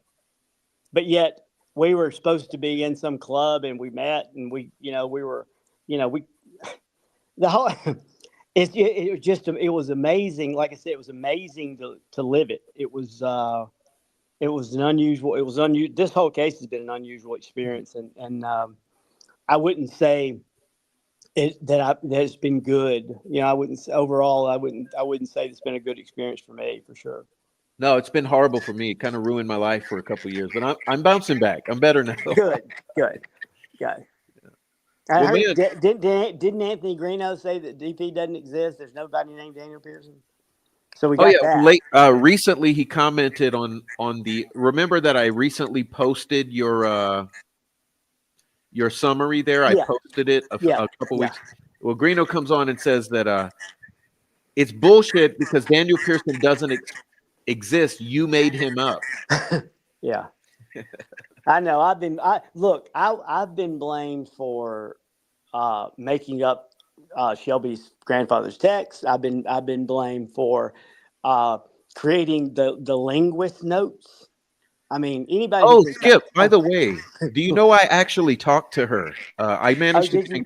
in touch with her. Yeah, Yeah, no, so I can verify. So let me put that out right now for the entire world. So the author of the linguist notes is indeed a renowned linguist, yeah, and I'm not going to say her name or location, but I ended up communicating with her, and she's still doing what she does, and she honestly she's working hard for the government right now doing what she does. So yeah. that is all 1,000%. And she gave me some tips on how I should pursue uh, updating or going about it currently. And she's amazing. So I'm still in She, touch with her. But yeah, there were some things in there she knew about the case that didn't come out till recently. She knew about the a witness meeting at that Indiana Beach amusement. Cheyenne met law enforcement there. She had that was in there. She knew about the Fitbit. There was a lot of things in there. You just she had had some to know GPS how coordinates that were yeah, very concerning. Yeah. the GPS coordinates, and that one particularly, that one that was downtown, is, I think I know what that's about. But yeah, she obviously had access to information for sure.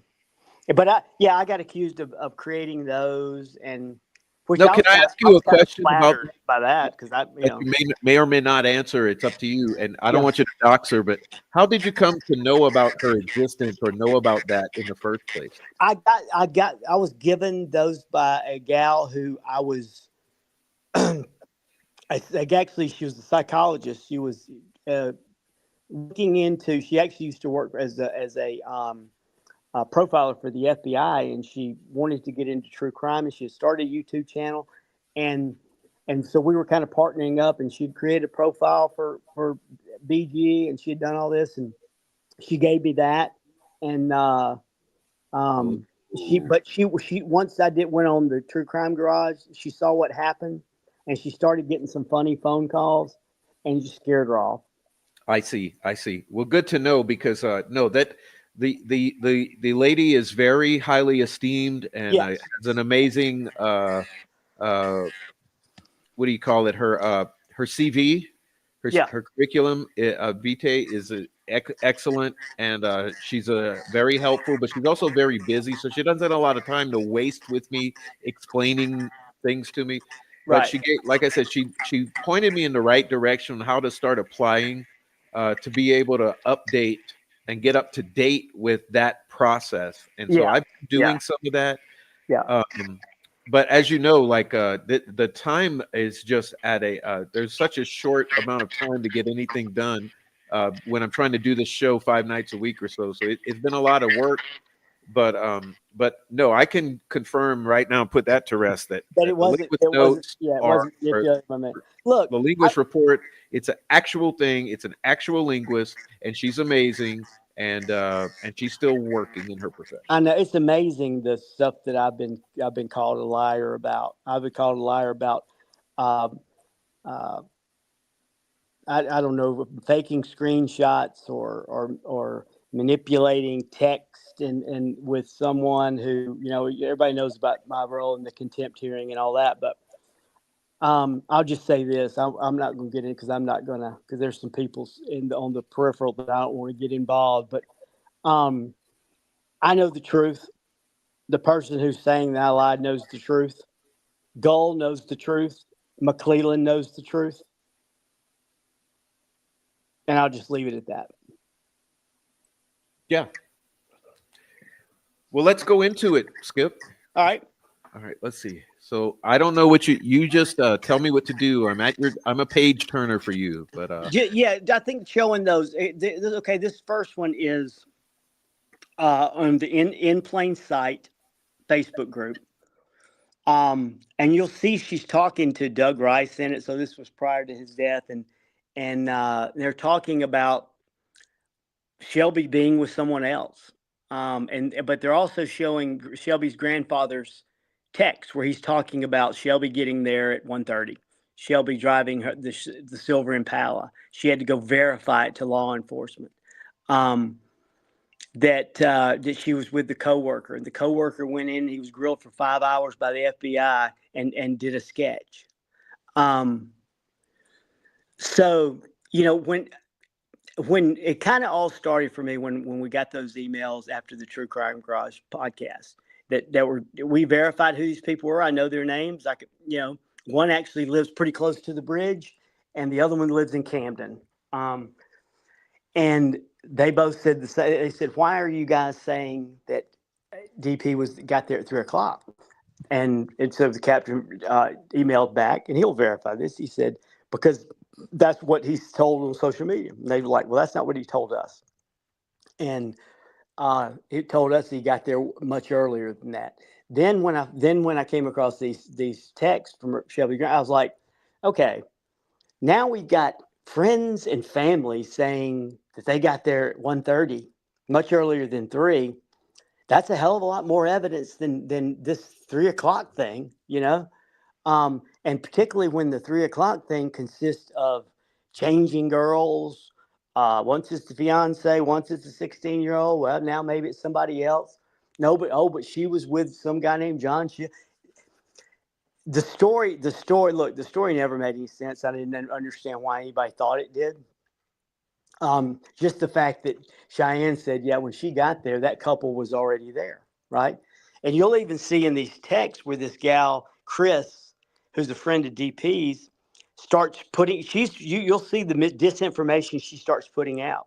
She says one thing, Doug, I think there must have been two couples out there, insinuating that DP was with someone else and Shelby was with someone else, and that explains why Cheyenne saw a couple that was already there, even though DP claimed he got there at 3. See, that's straight out disinformation. She knows that's not true, and I don't really care if she finds out about it and hears it. Now, she knows what she did, and there's a couple people who you and I know, particularly one who knows all about all that, and I don't think she'll ever come forward and talk about it, but she knows about it. And so when you're putting out information that is just intended to mislead, yeah, yeah, you know, that happens so much with these people that yeah, they do that. And you got to wonder. I often repeat this. I say, why I do too. I around say the it all the time. murders of two little girls? Well, that's what they would say with DP. Well, DP was, he was putting his little pee-pee somewhere where he shouldn't have, and he was, and so he, look, we're talking about the investigation of the murder of two little girls. You're not lying to law enforcement about a side piece. Come on, you No, know. I mean, it's let's get real. And so why? Why? So a better explanation is when I went back and remember that, and I talked to several people about the unaccounted for and where that started and how that all came about. Um, I would imagine that's probably why he was grilled for 5 hours, because her story and his story didn't match up. The There shit was there didn't was a, match up. Yeah. there was a time where he was not accounted for, and Why? I so assume the same with Kelsey. Like, why would you be grilled repeatedly unless something's not adding up here? yeah, it's just the story's changing or it's not. Should I turn a page? Yeah, yeah. So I'd like to say this to everyone. Look, I'm sorry, we can't make it any bigger. All of this will be made accessible to you at a later time. I'm just putting it here. Yeah, I'll do There's I'll do usually that a tonight or Zoom tomorrow. function on the YouTubes. So if you're on your phone or something, you should be able to zoom in. And don't worry though, he Skip's explaining it. We're just showing for the records. Okay. Um, and you just tell me when to turn, Skip. Well, again, the reason I wanted to show it in this on In Plain Sight's Facebook group is because, like I said, I got accused of creating these texts from um Shelby's grandfather. We verified they're real, and so if one of DP's friends, like Chris, is saying is putting it on her Facebook group, then obviously it is. You just add some validity to it. So So this um, one is from the grandfather to who? this one is let's see. This hold on a sec. This one is to. He's talking about the grilling. He said that the boy she was with, they grilled him for 5 hours, um, and said, and you can kind of go through these fast because Oh they yeah, are. she I think Shelby it's interesting though. It says they grilled him for 5 hours with the sketch artist. Right, exactly. Shelby had to go down and verify he was with her. She Yep, went back later to identify her car. yep, I've heard rumors about a man in black. Hadn't heard of a girl. Lots of stuff going around. I feel sorry for the guy who owned the property. He'll go to yeah. jail for parole violation. What's she doing identifying her car? She said the car was in the shop at the trial. They dropped it off. Look, Right. if this was some gal that he was with, that he was going around his fiance's bang on, they wouldn't have picked. They would have met there. That makes a hell of a lot more sense than going picking someone up and dropping her off. But Shelby, she described Daniel as her boyfriend. He had a fiance. So let me ask you this, okay? Well, let me continue with this, okay? So That's she what she was described with him a male at the trial. coworker. Cheyenne was with her some other day. Yes, she has a good friend named Cheyenne, and it seems like Shelby mentioned she was there that day. The coworker, which is Daniel Pearson, Mhm. went to the police station and told them he was there. They questioned him for 5 hours. It was actually Shelby. She didn't help, but the coworker she was with did. Yeah, She just had to verify that he was with her and to verify correct. which car was hers. Yeah, I think she told them she didn't notice anybody unusual. She said they saw several people, kids, I think. yep. It was She yeah, never a place. yeah. Mhm. Who were those kids? She corroborated that in her testimony at the trial. It wouldn't be Riley and her group because at least by the 3 o'clock time it wouldn't be. So is she So kind of mixing up stories here? it Hey, makes me think it's those classmates. It's Mata, yeah, Herrera, and Collier. But you know what I'm thinking about this too is what about Shelby Duncan? yeah, Was Shelby Duncan there with Cheyenne? yeah. Because that's always been the I believe story. she But when was. Cheyenne went to testify, she talked about Shelby Hicks. Yeah, that whole thing was weird, and FBI coming back and saying, "Who's this Shelby Duncan or Shelby?" There's a photo of Shelby Duncan walking across the bridge supposedly that day. Um, so, and there's also some kind of weird circumstances about some red um, deck stain or something that had somebody had on their jeans.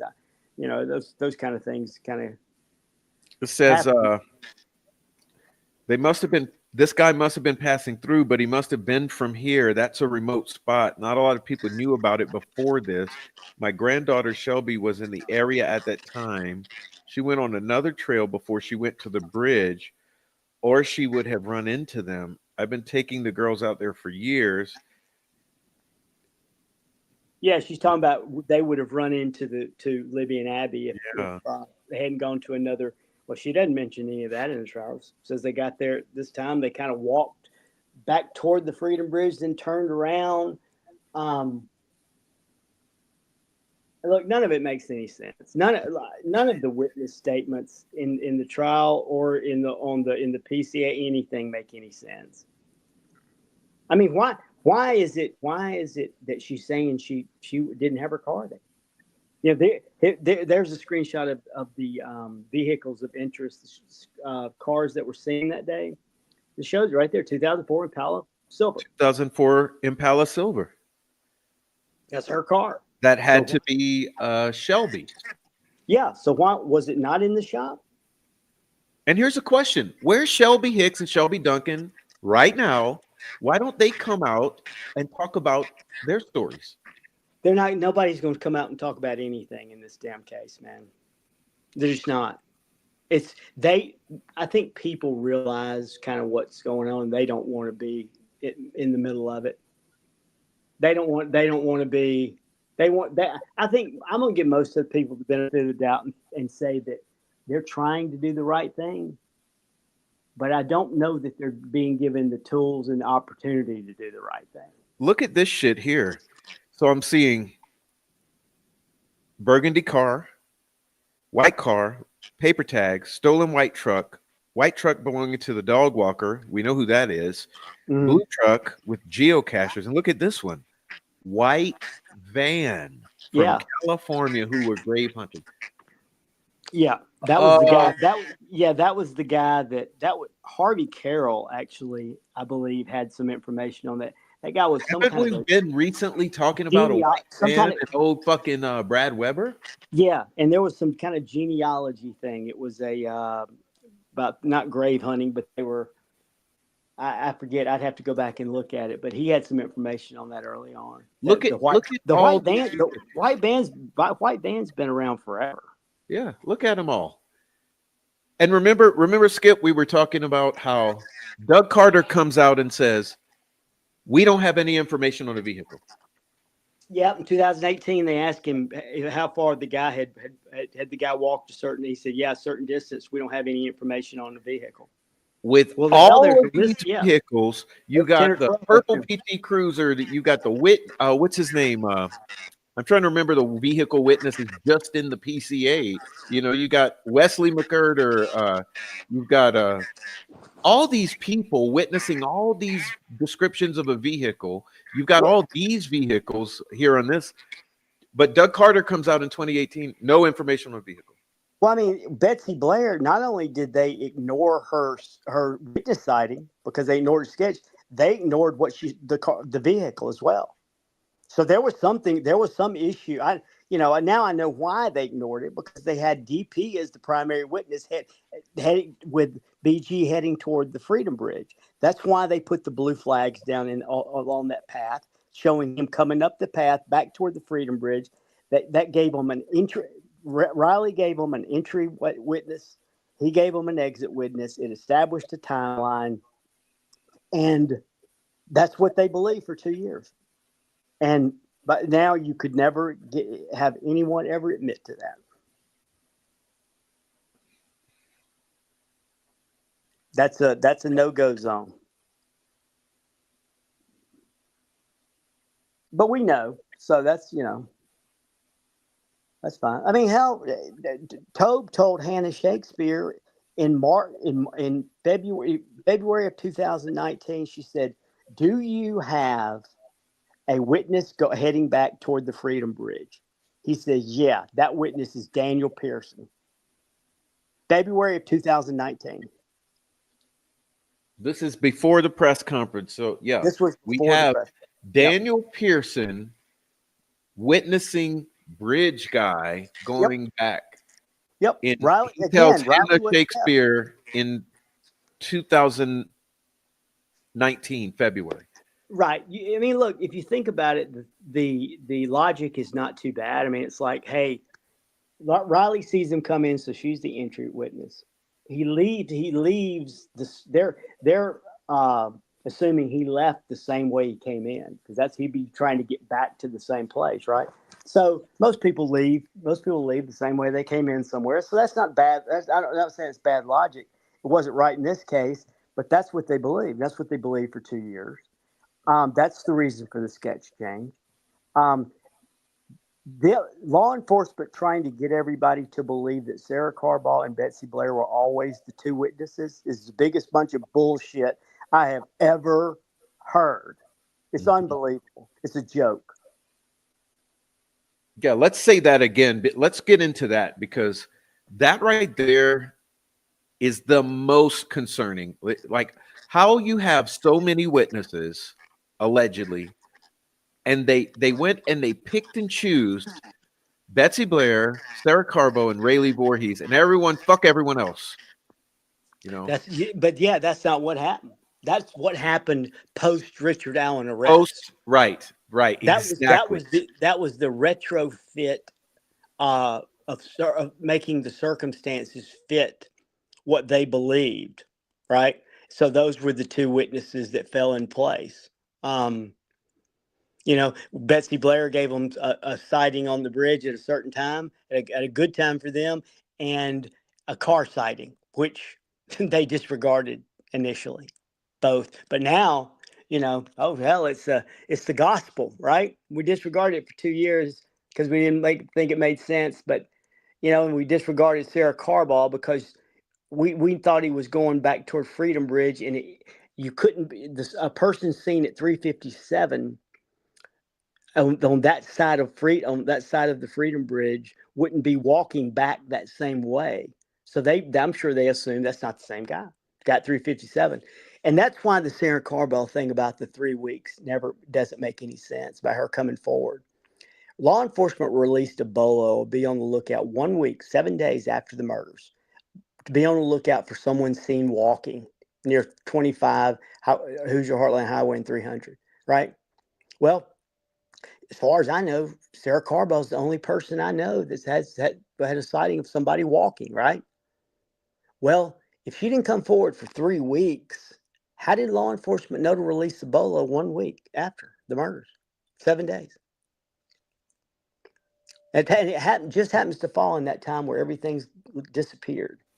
Yeah. So the question up then is, who's responsible for that bolo?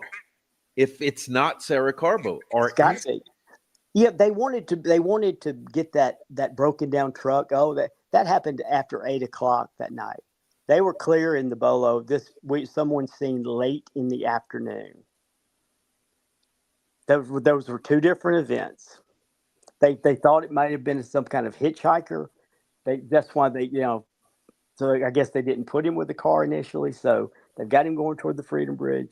They think he walks out, going, and maybe he's maybe they think he's a hitchhiker. Maybe they think he's a vagrant, just happened onto the place and has headed out and he's gone. So they said, they even ask about a backpack. If you see anything, anybody left the backpack laying around. So this wasn't just some random. They came up with, oh well, maybe he walked out. Let's put a bolo out for somebody walking. No, they were specific. Someone seen walking late in the afternoon, backpack, all that. That didn't cut. That wasn't just something they came up with. That was based on a sighting.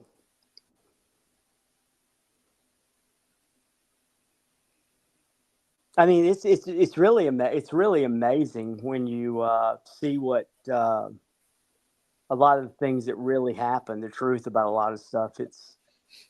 It brings a lot of things in perspective. You understand why things have been said and done and all that, but it's also disheartening because you see all of the misinformation and the misleading and the deflection and all that kind of stuff. Yeah, what you're showing now is DP's text conversation with a guy named Sean Palmy. Sean Palmy was a oh he hated the DP theory. He challenged me on it, but he was never ugly about it. He never threatened. You know, as a matter of fact, I ended up with these texts because of a bet he lost. He claimed that me and another guy were the same person. We got on the phone one night and proved we weren't. And and so he sent me these things. And this happened. It's the funny thing was he contacted DP the day Doug Rice died. They were all in the Bridge of Lies Facebook group together. Sean was in there with Doug, and he called or he contacted DP. I don't know if there's any coincidences that maybe there's not, but maybe it's just he claims it was when he got up enough nerve. But when he's talking to him here, he's making DP aware of McCain. DP didn't know who the hell McCain was, right? And this is March of 2020. Well, I was always told that he recanted, and that was part of the reason for the change in the sketch and all that. Well, if he couldn't have recanted in 2019 prior to the sketch change if he didn't learn about FSG till March of 2020. See, I go back to what I said early on about how we ingest and how we consume information. That's what makes it hard. We don't get it chronologically, so we're always, the timing of everything is critical. And it just a few months can make a huge difference in when something happened. And that's the case with this. Yeah, it sounds like, okay, yeah, he recanted, he changed his mind, didn't see, but he must have seen. Well, we know that's not true because we see Sean Palmy talking to him about FSG in these texts, right? And this is March of 2020, right? So what would even be the need at that point to recant? I mean, they've already gotten rid of your sketch anyway. So what are you recanting to, right? And why, law enforcement's put out a new sketch a year ago. Why are you recanting? Yeah. That was just another one of those things that was to try to explain the circumstances because none of the circumstances made any sense. And that became kind of the theme as I kept looking through all of this, is that it's like, let's try to make the circumstances that don't make sense. And it doesn't have to be anything truthful. It just can be anything, And that's what I saw with that In Plain Sight group was they would say stuff. Oh, well, it must be two couples. I mean, must be two couples. Trying to come up with something. Yes, and now you're putting more people out there that aren't even out there to sell your story. So, and a lot, unfortunately, a lot of that kind of stuff's happened, and it's it's too bad, because unfortunately, a lot of that people became more about self-preservation, and everybody lost sight of what we were really here for, and everybody was worrying about themselves and do their story, and we got to get this story straight, and we got to go after this guy, and just everybody lost track of what this thing was all about to begin with. And law enforcement did a poor job of, well, and on a day where Carter's supposed to be talking about resolve and about hey, the resolution's been had and all that kind of stuff, and talk about the girls, he's talking about social media. For real? I mean, is that appropriate? I mean, is that it's got a little burr in your saddle because people on social media are onto you? Yeah, I'm sorry about that, but you brought it on yourself. Well, yeah, I mean, it's just like all you have done, like you seriously, you had a bullet which was highly contentious, You have the abuse by Monica Walla, John Gallipo, the Odinist Guard, and all of the inmates who were threatening to kill him and his family on an ongoing basis that coerced confessions. Um, you got contention over the timeline where he says he's there from 12 to 1:30. Doolin says he's there from he says he's there from 1:30 to 3:30, but doesn't have any proof of it whatsoever. No handwritten notes, no recording, nada, nada, nada. So it's just the flimsiest thing in the world.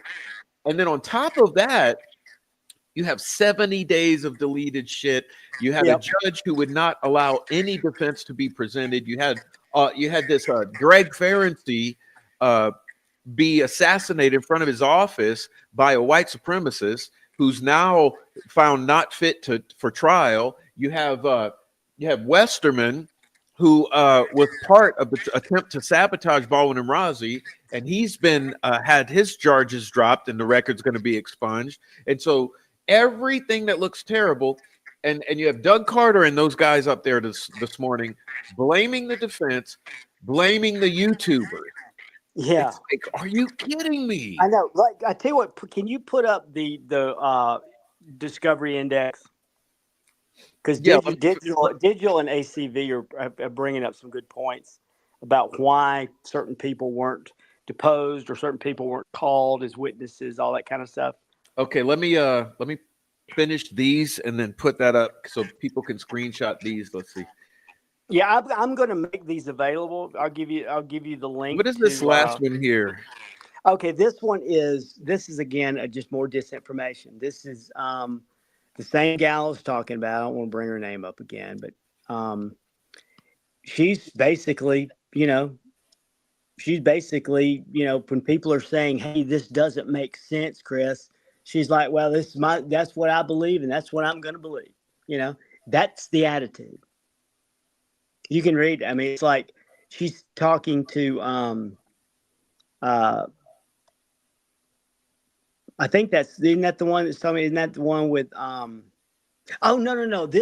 I take that back. This is a the confirmation of the authenticity. Sean Palmy confirmed that he Yeah, had this text conversation with DP. I Somebody see. asked him on Reddit and said, "Hey, we saw Skip put those out. Did you have?" And he said, "Yeah, I had a conversation with him. It's true." So I give him that. Sean, like I said, Sean never came at me. He didn't agree with anything about So this theory. is saying those screenshots were legit. So get Yep. off the nuts regarding that. Okay, good. His text conversation with DP was legit. That's correct. All right. So I think this may answer some of the stuff about that. If you see down there highlighted in the pink or brown or whatever color that is, you see what it says about DP. It says DP is one of the sketch witnesses, right? Doesn't say which sketch he was a part of, but it says it indicates that he saw McCain. Yes. Okay. So the defense wouldn't know any different. They're at the mercy of the prosecution playing fair and giving them the right information in discovery, right? I mean, they're supposed to be truthful in this. Hey, so they see that and they say, well, he saw McCain. Well, there's no significance to his thing. Well, there's actually huge significance because it shows you the role he played in the investigation and it shows you the path of the investigation early on. And it shows you the links that they've gone to try to hide all that. That's pretty important. Yeah, and what I want to do, I want to see sketch number one. Which one did Carl Abbott produce? He Which, didn't. yeah, which, Yeah, I don't think Carl Abbott was. I don't think Carl Abbott was. I don't even know. Look, do you trust much of what's in that discovery? shit, no, because they would have already deleted all the important shit out of it. Right, and so they just put this is misleading in here. They say Pearson, instead of saying, "Hey, he was originally the sketch witness of Old Bridge guy," they say, "Oh, he saw McCain. Nothing to see here." So the defense doesn't know any different, right? So what are they calling? They're calling a guy and yeah, I saw something. They would have to know every little intricate detail about this whole thing to really grill him, and they're not, and they're not going to allow it. Gold wasn't going to allow that. She always said she wasn't going to allow anything with the sketches. So if that got brought up, it was going to be another objection, another sidebar. Don't talk about the sketches. And so putting him up there to try look, the one thing this case proved to me is our trial system is not a search for the truth.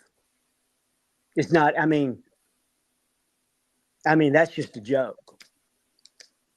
That's what originally why our trial system, our court system was supposed to be. It was supposed to be a search for the truth. Now it's about cheating, stealing, lying. Don't give them all the discovery. Mislead them on stuff. Uh, Misfile the discovery, delete right, half of it, right. uh, Lose uh, lose seven, lose 70 days of shit. Yeah, hide the identities of the pertinent experts like Purdue professor and this one, that, and the other. And we don't want to we want to hide Kevin Horan and obfuscate, block. Yeah, it's it's combative. Like I said, this whole thing, they don't want the criticism, right. but they've been obstructing. There's been a wall of secrecy. There's been no defense allowed. They've ignored. I mean, it's. I mean, you look at the witness, the way the PCA has infuriated everyone because Yeah, things were twisted, yeah, change. misrepresented, things were omitted. Whatever happened to 1965 comment? Yeah, I mean that. Yeah, it didn't matter. That ACB says, "Oh, go ahead." that could be that was that's a 1965 comments. It looks the same as a Ford Escort, right, or whatever. ACB says, before we wrap up, can we ask Skip his theory of the crime? What happened? What do you think happened? You What's know what? I don't really have a opinion. I don't know that I would ever be able to. Law enforcement has made so many mistakes and gone to such lengths to cover it all up that I don't know that I would ever believe any scenario of what happened. And they've done it so much that they've concealed the truth that we don't know what. I mean, we're showing you all this stuff about one set of witnesses and all the misinformation and disinformation and all the stuff that went on just with that. That doesn't include what happened with Sarah Carbar or what happened with any of the other people. I mean, who where's the basis of truth that we can start at, right? We don't even know if the girls, because of ineptitude, we don't even know if the girls were where they were found the night before. So there's not even really a starting place. I mean, I don't even want to get into that about why they weren't found. That's just ridiculous. I mean, Oh, right, right. How were there- they not found there's a in path. There's a path that leads 19 right. or 20 hours? Julie showed me the path when I went to Delphi. It took us 10 minutes to walk down there. There's 4 ways to get to where the girls were found. Mhm. The path's the easiest. Okay, Logan and Cemetery are the next, and then the creek is the fourth. Supposedly, the first time it was ever tried to be accessed was the hardest way to get there. That doesn't make any sense. That make any sense? Nobody. So you tell me nobody went down the path? They'd rather walk through a bunch of thicket. Makes zero sense. And I've been there too, and I went with It's a the, 5-year-old, he might have been 3 at the time. He's about 4 years old. We went there together and it was obvious. You oh, would it's have found obvious. those girls immediately. Exactly. That's what I said to Julie as soon as she showed it to me. I was like, Julie, something's not right. This is so. I mean, this is just a hop, skip, and a jump down to where these girls were found from here, and there's a worn path that leads you all the way. A worn path. And Yeah. and they were dropped off at the Mears lot. They knew they were going to the bridge, right? It's the only path between the bridge and the Mears lot.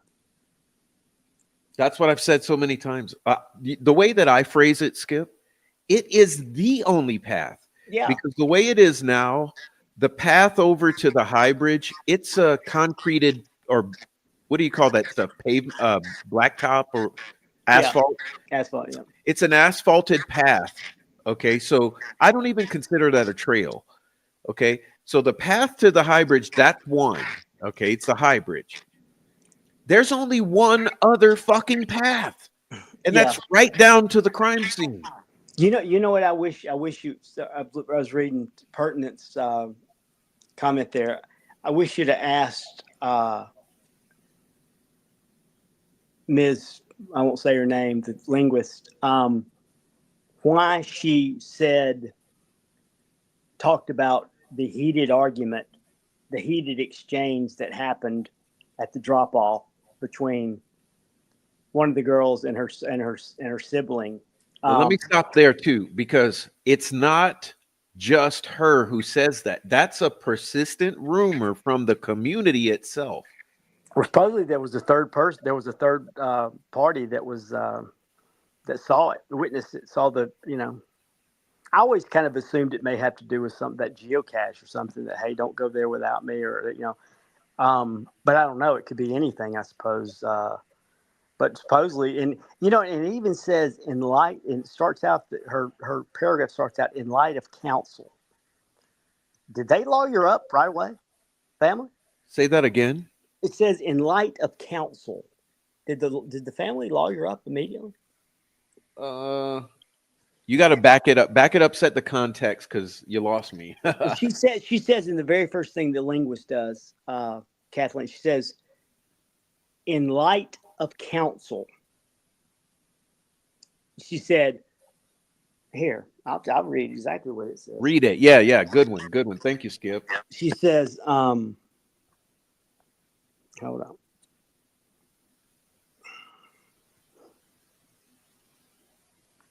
Let's see. She says, it's the very first page. In light under assessment, in light of counsel, difficulties had surfaced regarding timelines as a pair of girls involved in this event had gone missing, and the time stated as the pickup um, after an excursion may have been misleading for one obvious reason. The girls were keen to remain near the bridge in spite of the siblings' order. In fact, the exchange may have been heated um, and duly noted by a third party. This key point is in itself not as big a challenge to prioritizing details uh, emanating from the site and the data supporting a change, or as it is often the case. So, is that why they couldn't get her to? Is that why they couldn't get her to nail anything down? Mm-hmm. Because they had already. I mean, I don't have I don't suppose I guess I don't have any problem with that. Hiring but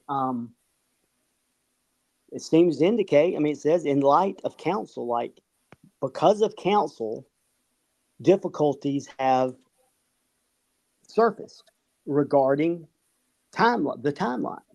Yeah. Please read that part again about the pickup. It says, in light of counsel, difficulties had surfaced regarding timelines as a pair of girls involved in this event had gone missing, and the time stated as a pickup, quote unquote, after an excursion may have been misleading for one obvious reason. The Ooh. girls, the girls were keen to remain near the bridge and against the siblings' order. So but it sounds like the sibling didn't want them to go to the bridge, or didn't want, and this argument happened, and it was seen by a third party, witnessed by a third party. So it just brings up more questions, more questions in this case than answers. That's what it's always been. You want to hear a heartbreaking thing? Yeah. No. I asked her for an original copy of that report. Mhm. She said that she lost it. It's deleted. So the only copy we have is what's floating around. There's no There's no crystal. I wanted a crisp, clean copy, and No a wonder PDF people format. have just been driving me crazy about that damn thing. Hey, Yeah, she said it's gone. She can't find it. I'll be more than happy to share it with anyone who wants it. Yeah, wow. I'm not a evidence or information hoarder. I'll share with whatever. um, But it's interesting, right? yeah, I mean, it's It's so almost like interesting. nothing we've heard is right. It's like, Mhm. you can blame Doug can blame social media all he wants and do this and that, but they're the ones that are they're the ones that are disseminating the information. So, it's a trash in, trash out type thing. It's you push bad information out, don't expect, it come back to you good. Well, that's the thing. It's just I'm dumbfounded by them today, especially Doug. What's Doug and McClellan today? I'm dumbfounded. It's like with Well, all yeah, of this, you're going to blame the YouTubers and the defense attorneys? yeah, that I watch. I know Eye of Apophis is a popular account, and I think he's got a really knack for some things. But you know, he noticed something about that photograph of Abby that was wrong. It was an anomaly. It was abnormal. It was an abnormality, right? It was something didn't match up with. You know, I don't know that it's faked, and that goes to his entire theory. Or his entire hypothesis, but it's like, you know he has a great sense when something's not right, and that's the important thing. He has a good eye for the anomalies, and whether it's a data point or something that doesn't add up. He's pretty sensitive. He has a pretty sensitive bullshit detector, I guess. And um that's crucial to wade through misinformation to find the truth. It's I mean, he noticed something was off about the photo of the bridge very early on. Whether you agree with his ultimate hypothesis about the fake is not what's important. That may or may not be a correct assertion. I have no idea. But the fact that he noticed that something wasn't what it being presented as should be the main focus. Something is there's something wrong with how this is being presented. We're not being told of something, and he picked up on that. And um, the reason for the anomaly is not what's important. It's the discovery of the anomaly that gives, a Well, look into yeah, the circumstances. and let me add to that the fact that several have made that observation. So you had uh, Iva Pappas, you had Mr. Copfax's Yep. Perry. associate, you Yep. had my associate, who's a contractor for the Canadian military. You've had some others, and everyone is in agreement that there's something off here. So we can just stop there. We don't That's even where need to further elaborate on what happened. Well, see, that's the thing, though. We're humans, so we want to find some answers. So we take it a step further. And what happens, unfortunately, is you've established the important part. You've answered the important question. Something's wrong here, right? But Mhm. but when you attach a hypothesis to it, right? That involves something that's kind of extremist. It's all faked, and then you have those people try to discredit you and say, "Oh, that guy's out of his mind." He always has these crazy ideas. That photo isn't faked. See, and they throw the whole thing out. So the baby goes with the bathwater, and you lose what you accomplished to begin with. And I see that happen all the time It's in this part of the case. problem with theorizing based on limited information. You Right. see, but it's the same. It's not just that. It's, let's say you could take any aspect of this crime because it's so full of anomalies, like the difference in the wounds to the two victims. You know, Right. the how clean the one in Abbey is. Let's say the difference in the conditions at the crime scene, where one is nearly bloodless and cleaned and in clean clothing, and then the other one is nude and very bloody, Yeah. or you can just go on and on and on with every aspect of this case. How, let's say with the bridge guy video, how it's not what we've been shown, it's different. And then how is it possible that some individual so far away leaves a voice right behind you that the phone microphone can pick up? Because I know something about sound. Okay, light is a standing wave. Light travels far. Right. Sound is exponentially loses its amplitude at distance.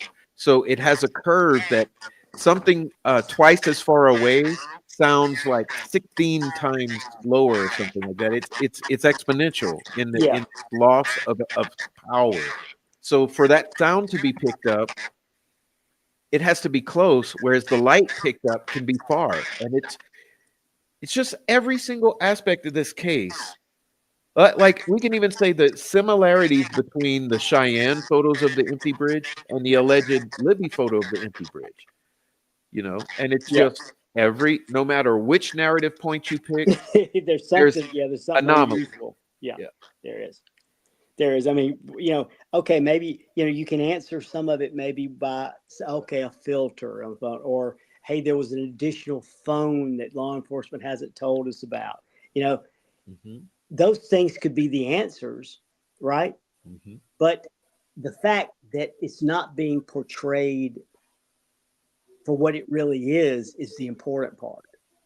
Is that, why, if there was an additional phone, why didn't law enforcement want us to know that? Why didn't law enforcement want us to know there was that, you know, the video of BG was and photo was taken with this camera. This photo was taken with this camera. Why is that so? I mean, because that wasn't the narrative that the people involved were steering from the beginning? Because if you And tell the so, and so, truth, then yeah. and so they just picked up on it, and there's been a lot of influence from one particular source, and that influence has been pretty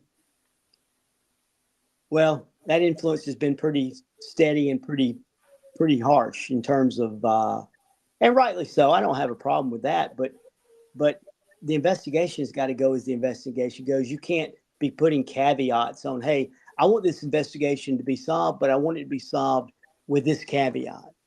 Don't bring up this, or don't bring. That's not how it works. It's like the victimology thing. Victimology is an enormous part of investigating a murder case, particularly girls that age, right? We weren't allowed to do that in this case. That was No, called no. victim blaming, right? Um, that was if you brought that up, you were blaming. If you said anything about the daily life of those two little girls and the fact that they talk to people online like every other 13 and 14-year-old in the world does, oh well, you were just, look, we all have our own set of values and sensibilities that everybody brought into this when they came. But at some point, things have to play out properly. Not, and you can't project all that on and make it and steer it away you want it to go. No, I mean the truth has never been told. Like, why do we have people from the community saying the girls were sending nudes to boys in the neighborhood? Yeah. Okay, all right. So, well, if that's the case, it's nothing about shaming the girls. Okay, it's Right. about a potential then that somebody got a hold of those nudes that then led them to target those girls. Yeah. Exactly. That could be. Because That guess could be. what? Yeah. Little Yeah. girls with smartphones send nudes because they're Yeah. little girls growing up Yeah. in the 19. I mean, in what 2017. Right. It's Yeah. like Yeah. But let's yeah, we can't. face Yeah. reality.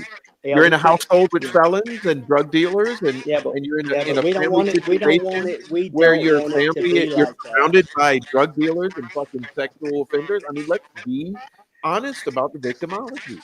Well, the honesty is not. Like I said, when the truth becomes secondary to narratives and needs, and it goes back to what I said about the trial, about a search for the truth.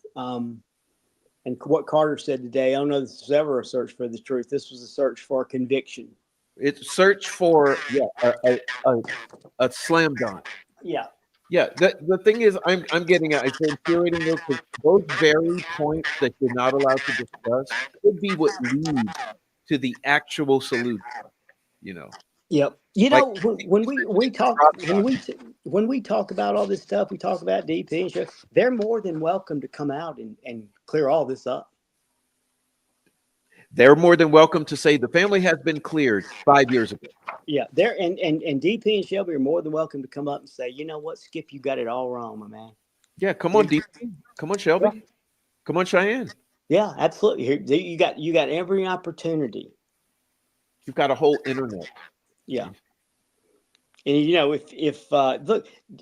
If we know that if we know their stories don't add up, don't line up and make sense, and they aren't consistent, they know they aren't either, right? They're the ones telling it. So, I'd love to hear. I'd love to hear. You know, gag order, no more gag order. You can just free to, you know. Everyone's free.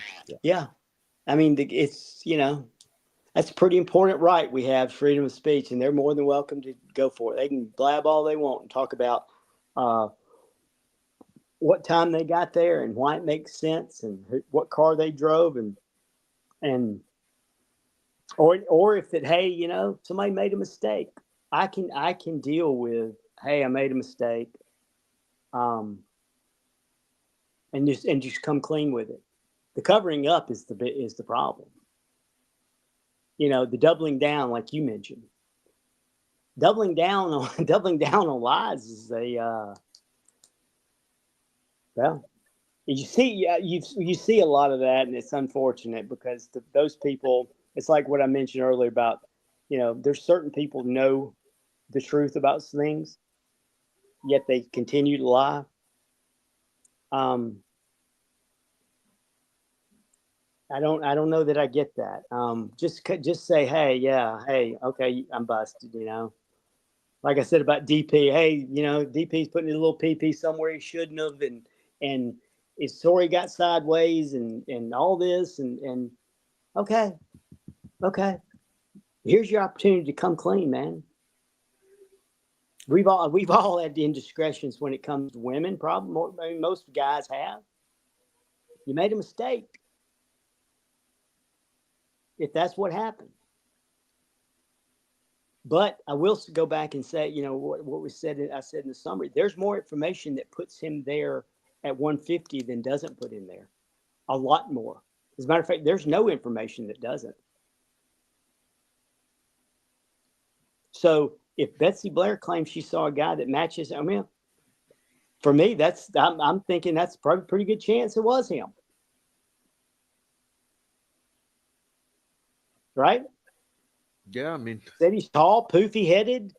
You know, I don't know if some gals think DP's beautiful or whatever, but I mean, it's very telling, Skip, to in the 20s, in your 20s, and you lie about when you were there. I you're mean, not, yeah.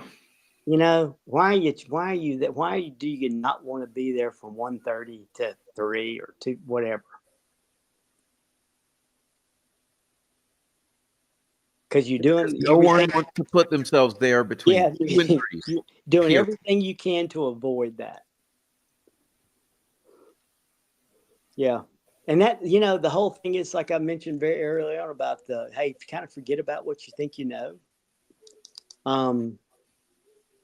Because what we've known hasn't been, most of it hasn't been the truth, And it's not because of, Doug Carter's blaming social media for this and that. Social media is going up. The DP theory was created off of what law enforcement said by and large. Okay. It was based on the only guy known there between 18 and 40, right? It was based on a guy that looked like the second sketch, which they said it was based on everything they said that Bridge Guy was until they didn't. Until they said, and then they come out and say, well, don't say we, don't say we screwed up. Well, what else am I supposed to say? Oh, congratulations, you just were changing sketches at random and you were losing witness statements and video tapes of other statements. I mean, they're talking about, the grandfather's talking about, he goes in there, he's drilled for 5 hours, he gets with a sketch with the FBI. Says this with the FBI. The FBI guy did the old rich guy sketch. But people, oh no, I don't even know if DP did a sketch. That's the kind of stuff that Chris gal was doing. She was like, I don't know, I don't know if DP did a sketch. Oh, there were two couples. Oh, there was John Shields. She was with, it's like, why are you continually doing this shit? I know you're lying. So why are you doing it? That's the component of this realm, this genre that I don't know that it's the genre. It may just be this particular case, but that's the one thing I don't know. I don't get that.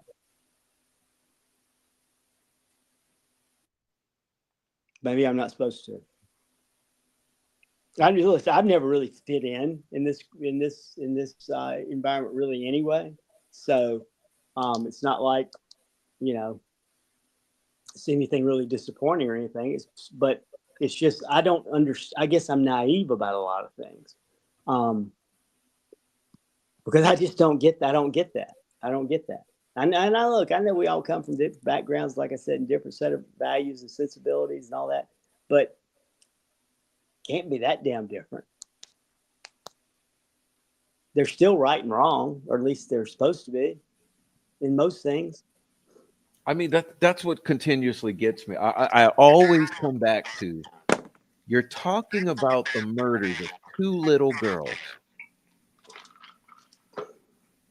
Yeah, well, that got lost a long time ago. Yeah, should it be this complicated? No. It should be everybody's kind of trying to, rowing in the same direction, rowing the boat in the same direction. Instead, it's conflict. It's, trying to discredit other people because of, you think they're smarter than you, or they got better information than you, or, I've been accused of so many things. There are people, I'm sure people know, I've been accused of trading information for nude photos. No, that's just the biggest bunch of bullshit. I've never been anything, and you can ask any gal that's ever engaged with me on anything. I've never been anything other than a gentleman in my time on this case. Okay. And I'm going to walk away from this case knowing that I was honest and know that I did that. But the story will not reflect that. Oh yeah, Skip's he was, he's a player. He was getting nude photos from women all over the place. He was trading these tapes out, and he was trading these, this information. And yeah, and that's the primary MO they do to everyone. It's either sextortion like that, or it's accusing you of child molestation, child crimes. So they'll either say you're going after women or you're going after children. Yeah. Like I said, the truth be damned, it's secondary. Well, it's not even secondary. It's not even in the pecking order. So it doesn't matter. When you're trying to push a narrative, it doesn't matter. The truth doesn't matter. It's only about achieving what you want to achieve to satisfy that narrative, satisfy that agenda. It's been an experience, man. I can say that. That's no doubt question about that. Let me read this. This is because we're talking about all of this fuckery, and are we going to the murder sheet now? the Sarah Carbaugh. Okay, oh, okay, so yeah. The general consensus regarding Sarah Carbaugh's witness testimony is that she was deceptive and untruthful. and I would dare to say combative. But I don't believe many understand what the context and purpose of her deceit truly was. So I'm going to ask a question that I've asked numerous times. This will be the last time. It's mostly has fallen on deaf ears. Um, Sarah claims she didn't initially come forward for 3 weeks. Correct? Right. Something about her phone in the area pinging, right? And she also claims that she later met with law enforcement on June 6th and again on June 17th to do a sketch, right? I believe the June 6th meeting is the interview that she said that was partially erased or deleted. Yeah, the part where she said blood, Yeah, that's coincidentally, that was partial. conveniently. Yeah. That brings me to the question: if Sarah Carbaugh didn't come forward for 3 weeks, how did law enforcement release a bolo regarding a man seen walking along the roadway near 25-300 late in the afternoon, walking the same direction Sarah claims Richard was, only 7 days after the murders? Where did that information come from? As far as I know, Sarah was the only person who claimed to see anyone walking along the roadway, and her sighting is the only one that matches the bolo. So this is touching back to what we were discussing earlier. Yeah, It's just that this is something I had to show. So let me show it. Let's see. right. So either Sarah lied about when she initially came forward, and she actually came forward the first week, or there was an unidentified male in the area that day that Ellie never identified and investigated. If you can answer that question, you'll have a good understanding of what the context and purpose of her embellishment and deception entails.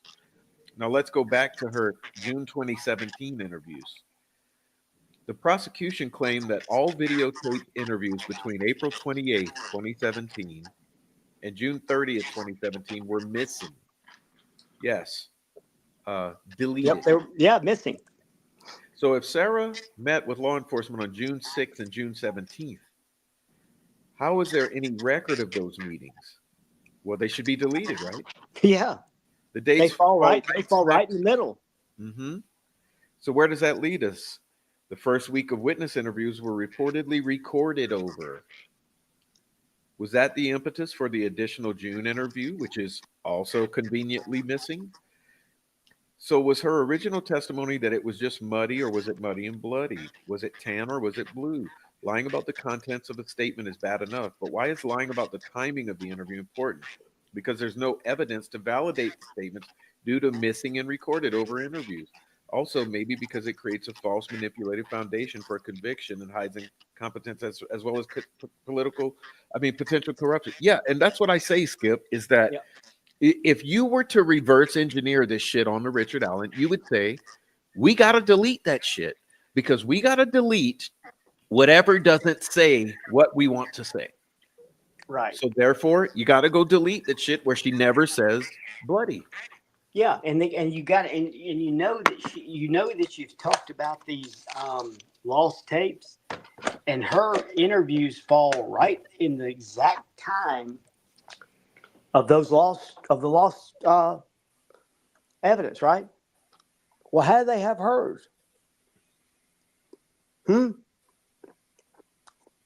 I mean, how do they have magically have June 6th and June 17th, but don't have anything from April 28th to June 30th? I mean, when you're cherry picking shit, that's kind of the way it works, right? Yep.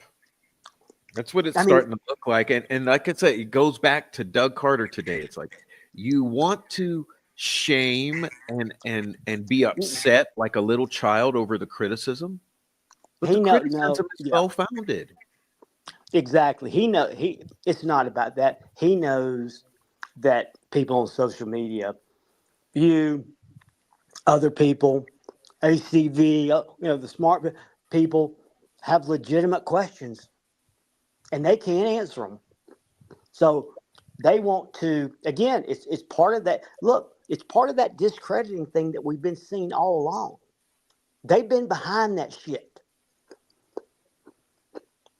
I know Yeah, that's weird. I know that's weird to think about, but they have been behind it. Just I what absolutely believe it. They run the troll farm vicariously. when I found out that one person was friend with Liggett, and then I found out that Murder Sheet was their source was ISP, and those were the ones that were coming at me hard like that. I was like, okay, that's not just a coincidence, man. There's just no way. I mean, those. I mean, look, if that's the way they think they need to do it, whatever. I mean, they probably look at social media as a, you know, they're like this a nuisance, you know. And again, when you're at that level of, where Carter is, he can justify virtually anything, right? I mean, I'm sure I'm sure he feels very self-important with his position and his, all that. He has this great responsibility as the state of Indiana to protect everyone. Okay, now let's get back to reality. You know, that's fine and dandy. If you want to, theoretically and all that, think of yourself that way. The fact is,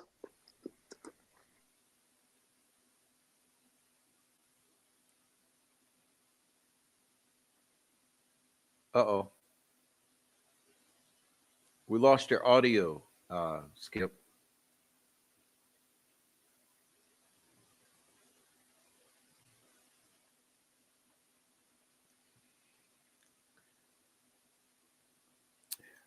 Well, while we're waiting for him to come back, the thing that bothered me highly also was the way that they collectively made an effort today to discredit, impeach, shame, and blame the defense attorneys.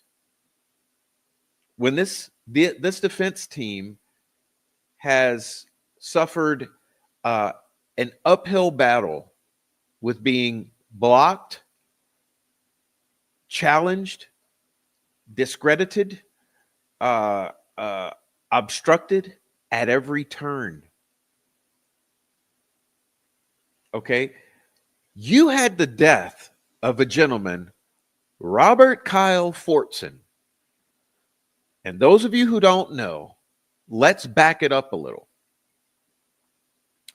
What happened with Robert Kyle Fortson is that a bunch of fucking YouTubers leaked photos that had already been on the internet, on the dark web, for 2 years. All right, let me tell this fucking story while he comes back. He's struggling to get his phone back in here. These photos had already been on the dark web for 2 fucking years, and we have multiple people attesting to that fact.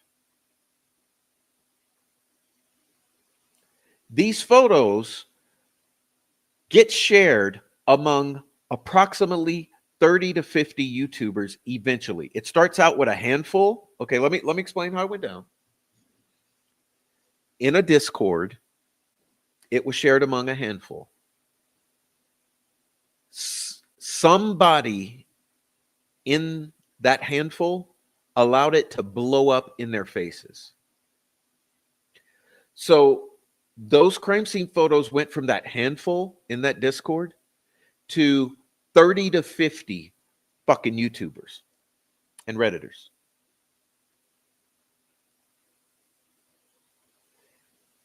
That becomes the subject of contention, and it's blamed on the defense attorneys. In the midst of all this, Robert Fortson blows his own head off.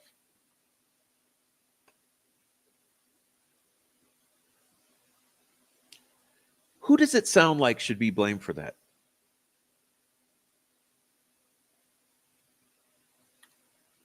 I don't know. Let's start with the initial handful of YouTubers who were sharing it. The Troll Farm Executive Committee.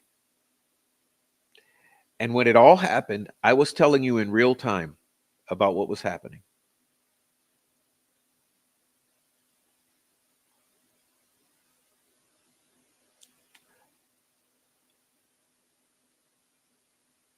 What they decided to do was to use Westerman to set up the defense with a second round. Okay. So Westerman's not to blame. Baldwin and Rozzi are not to blame. Who's to blame? The group of YouTubers who were selling and trading those crime scene photos behind the scenes, the Troll Farm Executive Committee, and Jerry Holman. Why? Because Jerry Holman, the way he likes to forcibly scare the fuck out of people with the Reed technique, put his foot down on Fortson's neck in the midst of this highly stressful situation.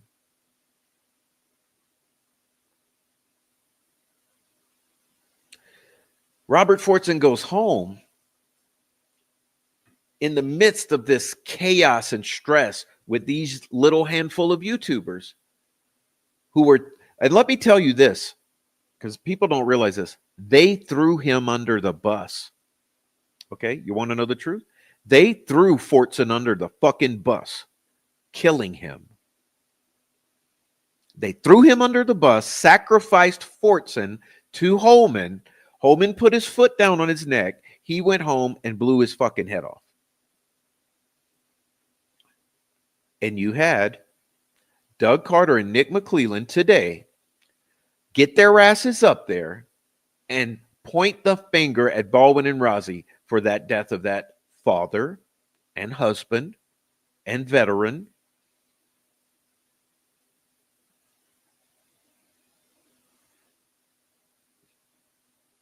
Now, how do you feel about that? Baldwin and Rozzi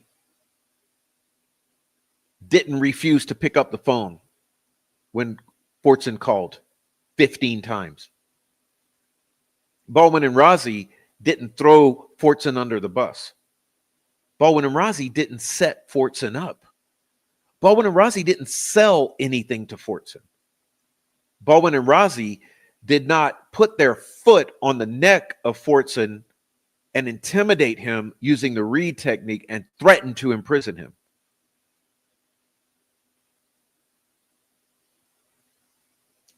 But today, they got the finger pointed at them by the bad actors.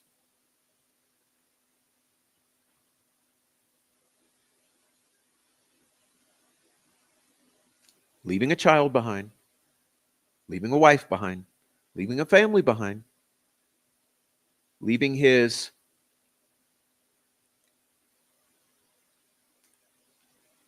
veteran friends behind.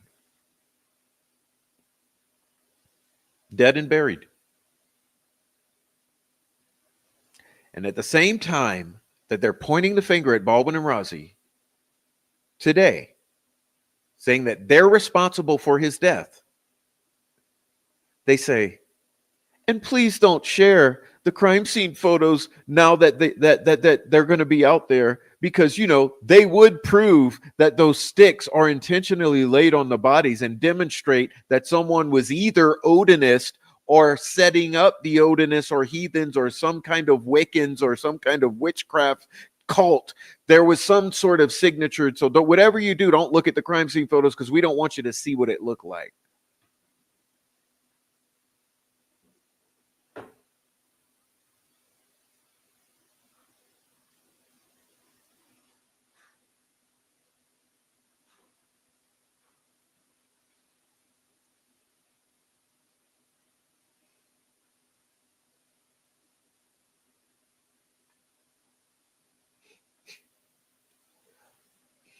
All right, let me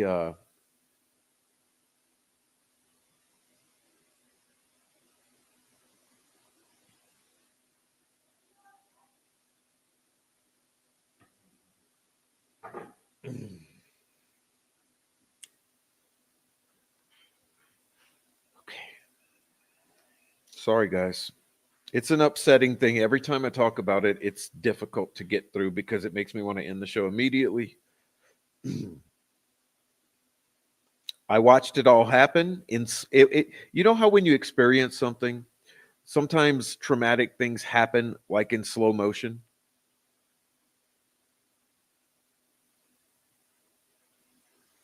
It was like watching in slow motion as it all happened.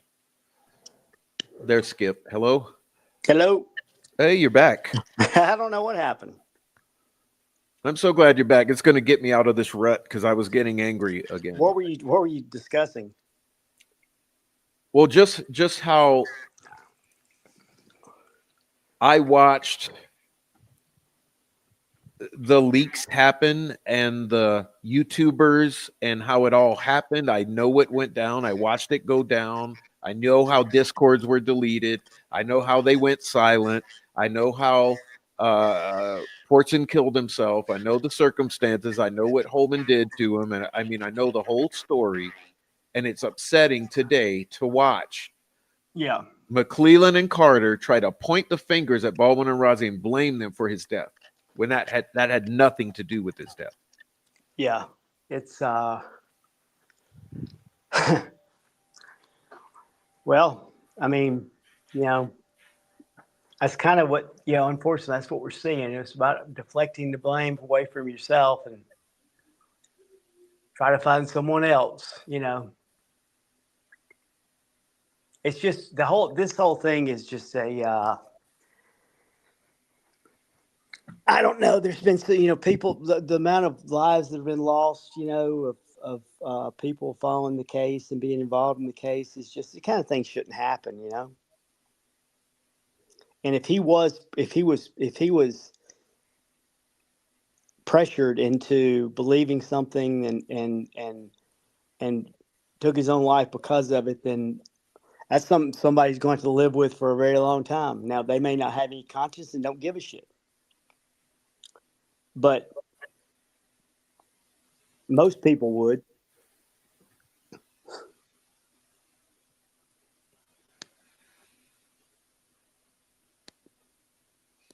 I know I would if I was involved in something where somebody took the life and I felt like I was a part of it.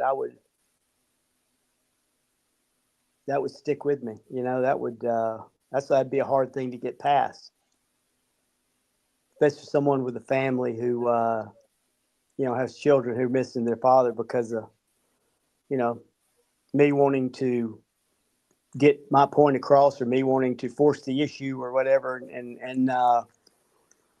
It's unfortunate. A lot of things happen in this case that are unfortunate, and that's. I think we're all going to walk away from this thing with, like I said earlier, way more questions than answers, and that's too bad because I don't think we're ever going to get we're never going to get the real truth. I mean, it's what's so upsetting to me about that situation. The reason I always get upset, Skip, is because that guy had a kid. Right. Okay. I agree. And none of these people, not one of them, stepped forward and told the truth about what happened prior to his death. Yeah. Not one of them. They all fucking lied. Half of them went silent. And then after some time passed, they kind of came back like little worms. Okay. But never has any of them honestly admitted their part in that transpired and apologized and made it right by his people by telling the truth about it. And it's just Yeah, and that's never going to happen. That's not how you get promotions, right? That's not how you move up the ladder. Um, no, there's nobody that was involved in this case from a law enforcement standpoint that deserves any damn promotion. I mean that. I mean, do you think there's been any exemplary behavior and exemplary uh, investigative skills being used in this case that deserves? Hey, we need to take a step back and look at this guy. This guy's really, he's really stood out. I mean, it's been, you know, trying to pick the worst. You know, You got law enforcement coercing witnesses and lying and all. You know, I know people talk about, oh, well, law enforcement can lie to. The difference between lying, there's a difference between lying to get an answer and trying to coerce a witness into something. Like the story about that law enforcement went to see Riley when they were making the sketch change, and they were trying to convince her that, hey, you really saw this younger guy, right? No. Oh, yeah, you did, and then claim she was an unreliable witness. I mean, Oh, you mean with Rayleigh Voorhees? yeah, that's coercion. Yeah, you know who else they try to coerce is when you really read into the filings about Betsy Blair and Sarah Carbaugh Yeah, providing the fucking sketches, they had to coerce them as well. yeah, So which exactly. means they coerced everyone. Oh yeah, that whole narrative went from Betsy Blair was beating the damn doors down at the police station trying to get them to release her sketch, and comes out we find out that she didn't even want to come forward. So I mean, it's always it's information is meant to fit theories. It's not meant to answer questions. Unfortunately, when it comes to that kind of thing. And so that it changes, because, 1 minute it might be, hey, it fits us better that she was eager to, in the next minute it's, the next month it's, well, you know, no, she was reluctant to come forward. I mean, yeah, how can you get the opposite end of the spectrum like that? I mean, it's just it's unbelievable what's going on. It really is. It's unbelievable. Yeah. But like I said, like you talked about earlier about the arrest. Look, you go 6 years, you've never heard of a guy, you arrest him in 2 weeks. In normal situation, it would kind of go the opposite of that, right? You'd learn of a guy in the first couple of weeks. It take you 6 years to get the evidence to pin him down, on him. But you would have the evidence. You would have built a case. Here it was 6 years go by, never heard of the guy, had never looked into him, but we arrested him in 2 weeks. Uh, so we don't have jack shit. So let's just retrofit this all these circumstances to fit. You know, hey, these two witnesses kind of work for Yeah, him. we can make this happen. Let's Yeah. yeah, let's yeah, let's get DP. DP unfortunately has to disappear. Um, all his story's going to do is cause us problems. Um, it's going to bring doubt, and we sure as hell can't let anybody know that he might have been out there at 150, looking just like young guy Sketch standing there on the bridge. So hey, to make Betsy Blair's story work, we gotta exit him. So DP, you don't say a word. You just keep quiet. I mean, the information we need the information these certain days. So let's find the June 6th and the June 17th, but the rest of it's recorded over, right? It's like, hey, let's cherry pick to what we need and destroy the rest. I mean, I've never seen anything like it, man. And a lot of it's because the investigation was so bad, handled so poorly. The arrest was handled in in a manner that should kind of be opposite of how arrest goes, and so it was always, they've been swimming against the current. That's all the time, and it was their own doing, but they don't want to admit to that. They want to say that social media got in their way. Yeah, social media and the defense is the Yeah, problem here. that damn prof and EOA and all those people. Prof and They're the Joe problem. Lewis and Yeah, Rafi. And yeah, yeah, yeah, we're the yeah, problem. And there's like only three of us or four because everyone else is fucking troll farm. Okay. So you mean the yeah. three or four of us who call you corrupt and the two defense attorneys? Really? Right. Yeah. I don't. It's just, and then the way Judge Gall handled I mean, seemingly pertinent information just got, you know, no, no, we don't be able to talk about that. No, can't talk about that. I mean, going after law enforcement's investigation is a very normal way for a very normal technique for defense attorneys, right? To challenge that they did everything right and that they got the right guy, right? They weren't even allowed to do that. They weren't allowed to go after law enforcement. You know, you can't talk about sketches. You can't talk. You got to talk to Holman in early your pre-trial. You got to and Holman's sitting there. He's telling them, oh yeah, Betsy Blair and Sarah Caldwell were always the witnesses. No, they weren't. I know that for a fact. He's lying. He's straight out lying. He's doing it under oath. Not acceptable.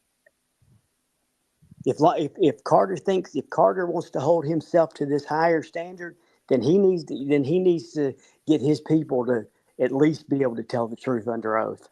Under oath. That seems like a pretty standard thing for law enforcement, right? But when your goal is conviction, to satisfy everything, to make everything okay again, that's not important anymore.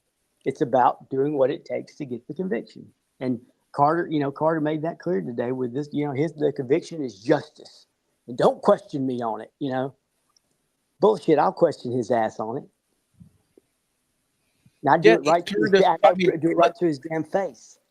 It's the thing. I told you earlier today, when I came into this case, I had the ultimate faith in Carter. I was bewildered. I was mystified. Okay. Carter is the reason I have zero faith in Carter. He lost my trust, just like the entire Indiana State Police. It's no one's fault other than your own. Same with Carroll County. Yep. Yeah. Shit, I used to tip into them. Do you think I would fucking tip in if I knew what they were doing with it and who it was going to? That it was going to Kathy Shank. Yeah, you know what? Another area that I did a lot of research is, and that we could talk about sometime, but about the Internet Crimes Against Children unit and kind of what was going on before the murders. It kind of set the stage for some. They tried the square peg in the round hole. They want, all things being equal, it would have been beneficial to them for this crime to have a cyber component to it. Can we please, let's please put this down. Let's talk about that, because that is an important conversation that no one else talks about. Yeah, the federal funding involved is pretty massive, and it was funny because they released a every law enforcement has mouthpieces that they use, in social media and in mainstream media. And the one media outlet I noticed they were using was WRTV. And these things, you can always tell. Like I said, you mentioned journalism. I used to be in journalism and in television, and so I could always spot these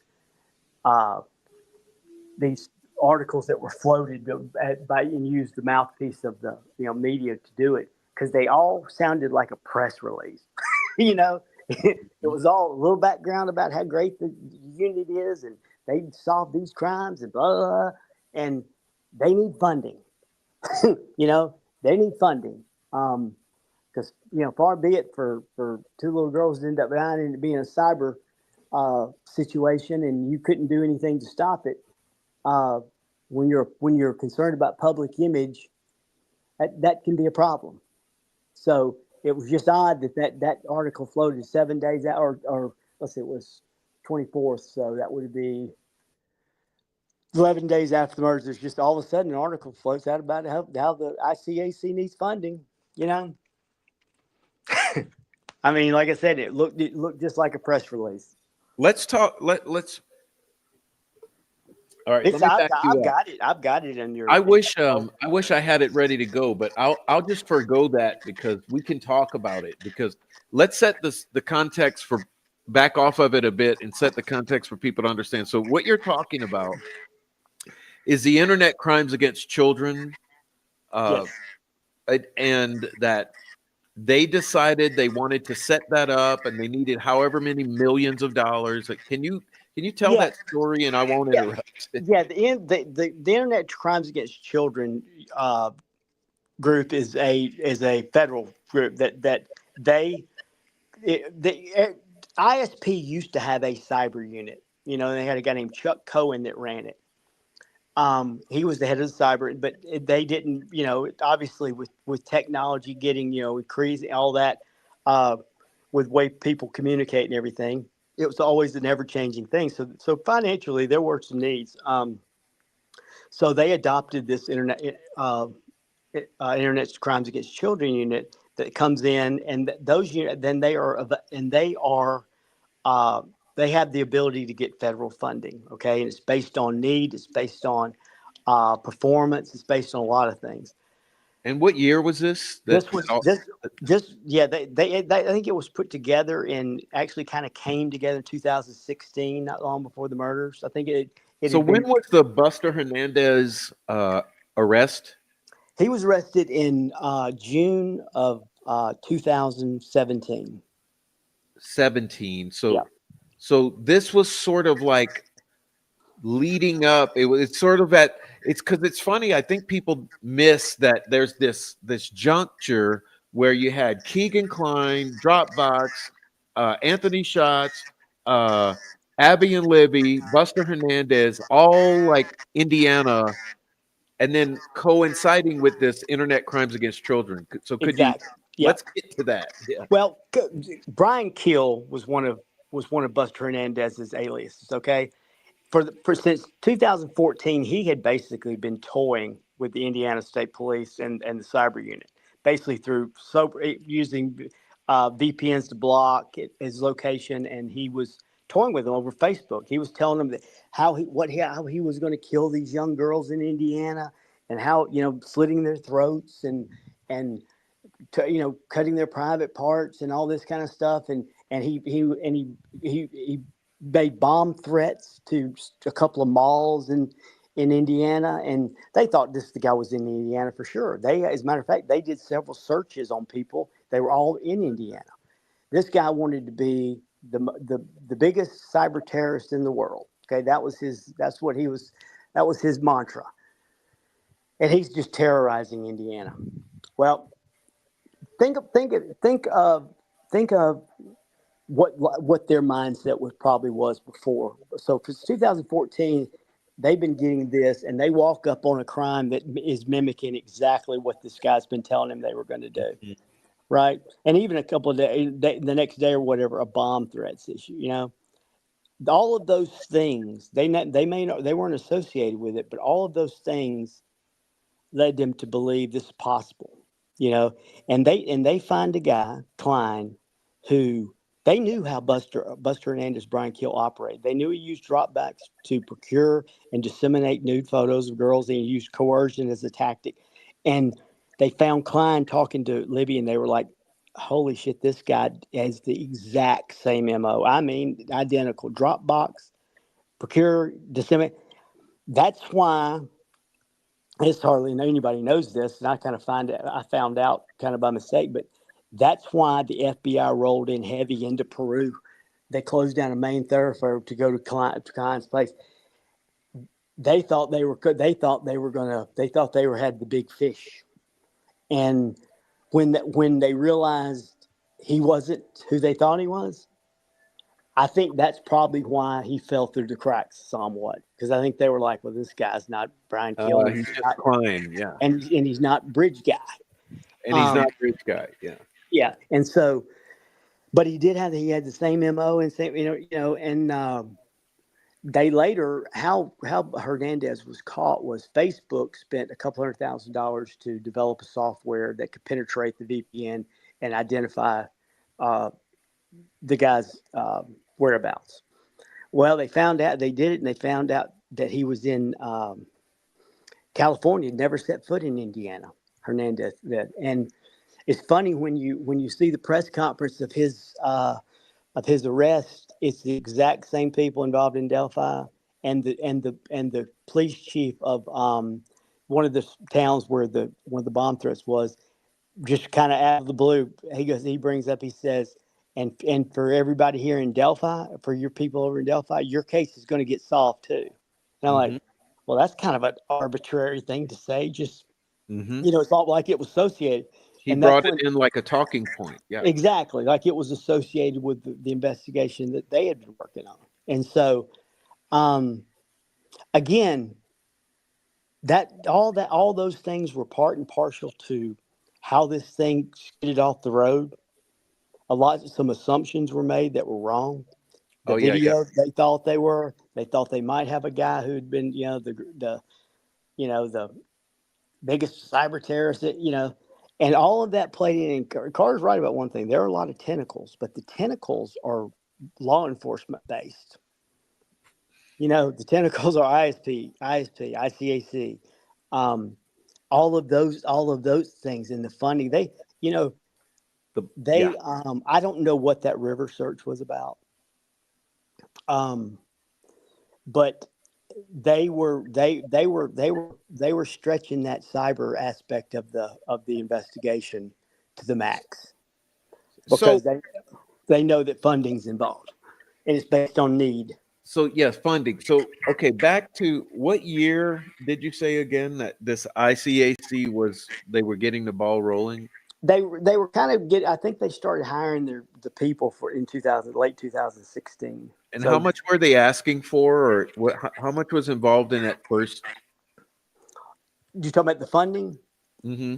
Well, they were. It comes. It's a appropriated dollars are set aside for these things, and so over since from 2017 to 2022, 22 or 23, I know they had gotten between 8 million and $10 million in funding. 10 So they million. had they had Delphi, parlay. and this is Yeah, Delphi, or where was this based out of?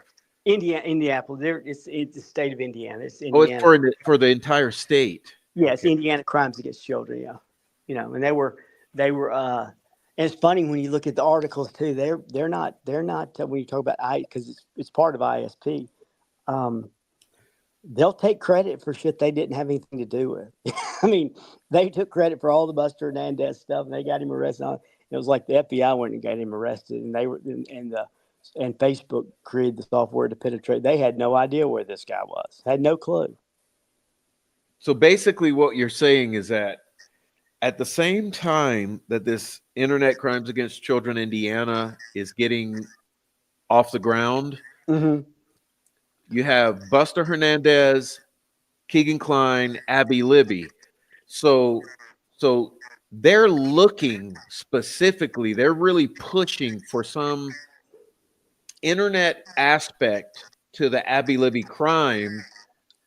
It would be a good thing in a way to be able to Yes, justify the money coming on in. And as you exactly. said, it's in how many years was it? 10 million bucks? Right, it can justify $1 million river search as well. Oh Yeah, yeah. $8 to $10 million over a 4 or 5 year period. And that was just the federal. I think they had also had some state. One of the state legislators had been pushing for them to get some money. And I don't have a problem with them needing money. They need money to be able to battle some of these cyber terrorists. But there was a lot of things going on the periphery that people weren't aware of that affected decision making, affected thought patterns, affected all of that as this case unfolded. Hmm. And I don't fault them for any of that. I don't. If I walked up on two little girls who throats cut and it mimicked exactly what a guy had been doing, threatening. You thought that guy was in Indiana? And then the bomb threat that he's famous for all of a sudden comes in. I mean, I don't have any problem with them thinking, hey, this is a good chance. This No, is, no. Let's be clear. We're not criticizing the funding of internet crimes against children. yeah, yeah, We're just saying there's all these factors at play. We're a talking lot. about tentacles. Okay. Exactly. For Yep. instance, I want to get into this too because this stuff about McClelland here. Yep. Uh, I no one's gonna like it. Okay, but let's talk here about this thing here. When he became prosecutor. Yeah. Yeah, that was when I read those two articles in the Carroll County Comment. I swear to God, I thought I was reading. It was. I thought it was spoof. I thought it was political satire. I thought I was reading Mad Magazine. It was so crazy. Well, let me read them for the people, and then you can comment. Let's see. Yeah. Republican Chair Beth Myers. Whoa, wrong one. Wrong one. This is December 6th. I'm looking for the prior one. Okay, hold on. This one. December This is 6th. Okay. giving everybody an idea what this. This is leading up to Ives has retired. They're looking to replace Ives. It's between a guy named Jerry Bean, who worked for Ives and was his assistant, who was the more qualified guy, or the current public defender in the area, Nick McClellan, who has a lot of connections with the people making that decision. You're going to see. Well, let's be clear. Nick McClellan has all these connections with these players. He is a Freemason. So this is the making of a man, in my opinion. Yeah. This says Carroll County Prosecutor Rob Ives announced last month he plans to resign his elected post at the end of the year. The Carroll County Republican Party held a caucus Saturday, December 2nd, to choose Ives' successor. Ives' deputy prosecutor, Jerry Bean, who served as a Tippecanoe County prosecutor and has served under Ives for the past fucking 7 years, was opposed in the caucus by attorney Nick McClellan. Interesting. Mm-hmm. Nick, who owns a law firm, is the former attorney for the county commissioners. Mm-hmm. And serves as the Deer Creek Township legal counsel Mm-hmm. and as a public defender. Let's see who was voting on him. It just happened to be county commissioners in Deer Creek Township. So he's their attorney. Yeah, he represents Whereas the other guy has more experience. He's been number 2 for 7 years, but they're going to bring on Nick McClellan on up to serve their own interests. And that's not even the best thing about it. Wait till you read about the amount of money they're going to have to spend to bring in special prosecutors because of the conflict of interest he's going to have and the 80 unfinished lawsuits he's got. Okay, let's see. Republican Chair Beth Myers said the majority of the 15 precinct committee chairs voted to put McClellan in the position Saturday. Leaders of the local county law enforcement, including Sheriff Tobe Lesenby, Delphi Police Chief Steve Mullen, and Flora Police Chief Paul Redmond, along with former 2-term Sheriff Lee Horde and Carroll County Circuit Court Benjamin Diener. It's the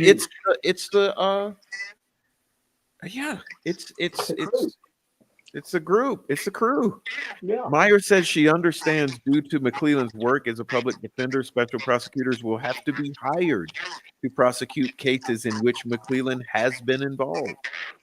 Reportedly, although county prosecutor salary is paid by the state, special prosecutors are paid from unappropriated county funds. Mm-hmm. Meyer said she did not influence the precinct chairs during the process of selecting McClellan.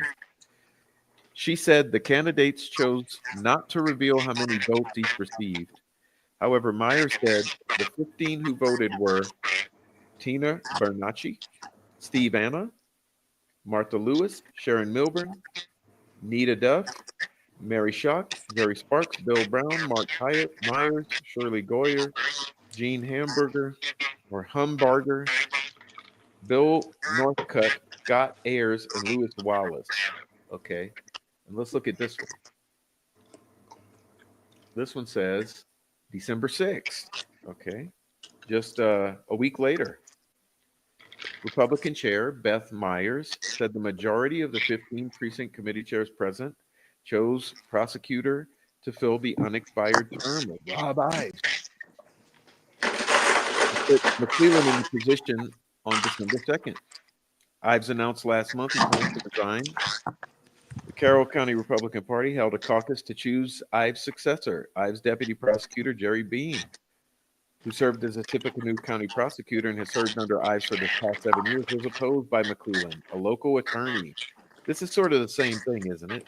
Well, yeah, it is, but gives you just tells you a little bit more about it. Okay, so it says the count for each candidate was confidential.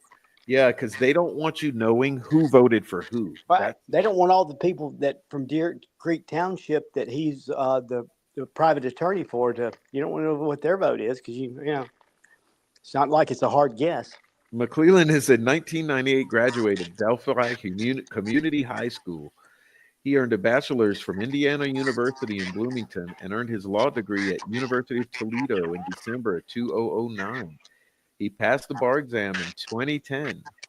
Presumptive prosecuting attorney I lives in Deer Creek Township in Carroll County. He told the Comment Tuesday he began his law practice in 2010 in Carroll County. He has been in his current location on Main Street, Delphi, since 2013. According to online court records, McClellan has at least 80 open public defender cases, which, if not resolved before the end of the year, will have a special prosecutor appointed to represent the state in each of those cases. Although the county prosecutor's salary is paid by the state, special prosecutors are paid from unappropriated county funds at the same rate as a county prosecutor, an hourly rate basis, which in this case will be approximately $143,000. Wow. Yeah, I heard the total was more than that. I heard it was closer to two. McClellan said he will try to resolve as many of those, yeah, right, as possible to save the county money. Yeah, right. He said he has a close relationship with White County Prosecutor Bob Guy and Deputy Prosecutor Stacy Diener. He said, although a judge appoints the special prosecutor, McClellan plans to use White County Prosecutor Bob Guy as a special prosecutor if possible. Yeah, it's blah, blah, blah, blah, political bullshit. McClellan said he has not received notification from any current office staff about their desires to continue working in the office if there are plans to leave. He said he has reached out to someone to become his deputy prosecutor and is waiting for a response. McClellan said he's begun to look at the 2018 spending plan already approved by the city council. 38-year-old motherfucker. Yeah. Says he plans to address jail overcrowding. Yeah, and you know what we learned about that yesterday was Well, yeah. If you don't house any of them, you don't have any overcrowding. yeah, You and send there them was off, you send this. them off to Westville. I want to talk about this. I'll just read it because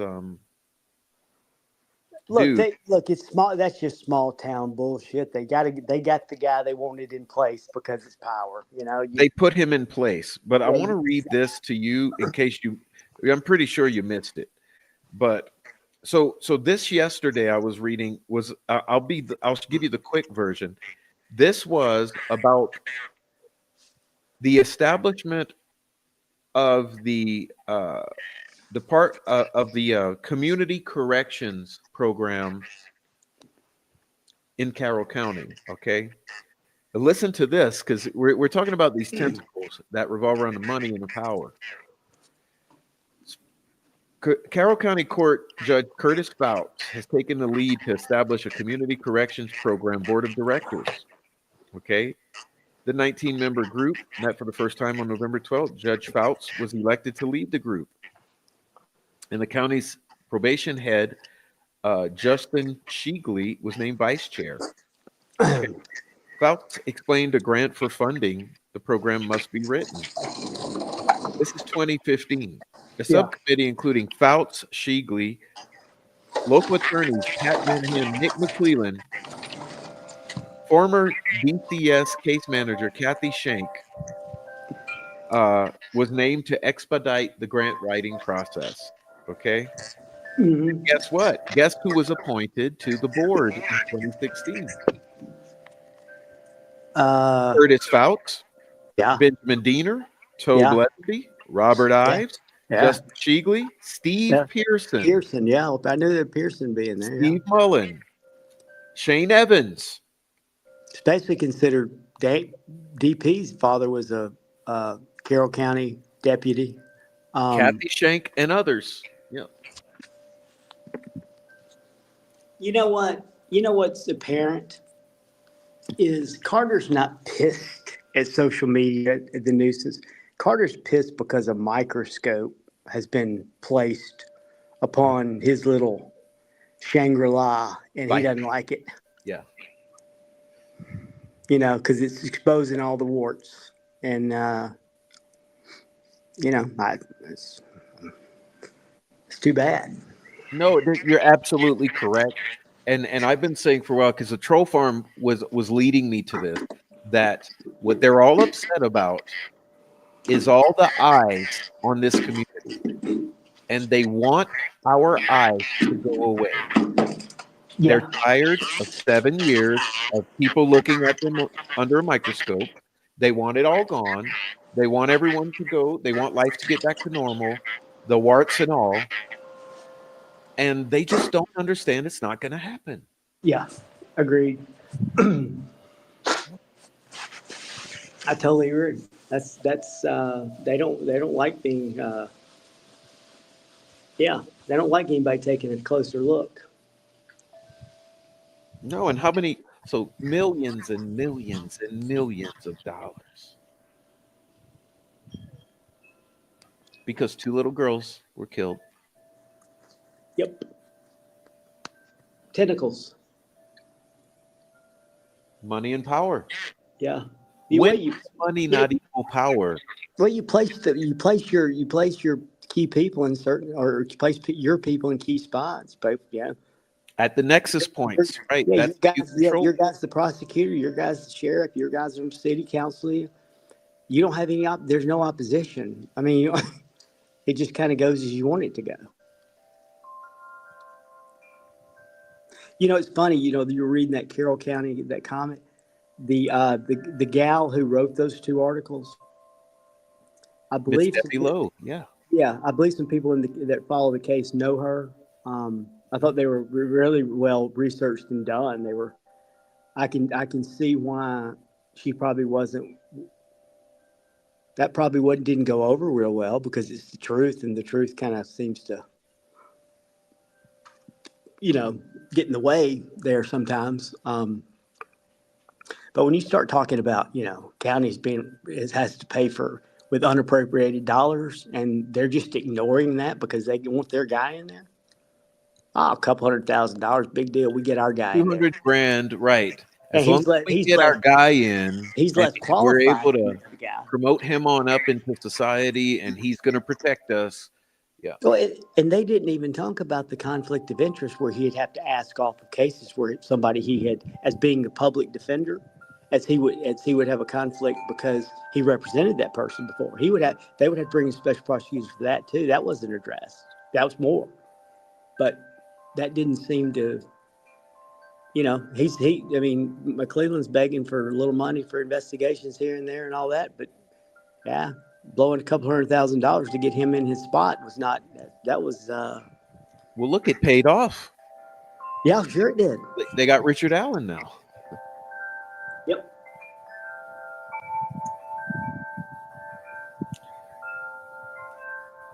It's No, just but I think you're right, man. It's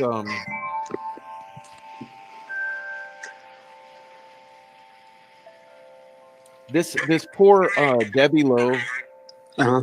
She did good work. She Okay, did. Yep. she was ousted, and the way that I knew that there was something up with it is that when she was ousted and the Comet closed down last year, Right. the troll farm celebrated. I Yeah. mean, Oh, I'm telling you, they were elated why?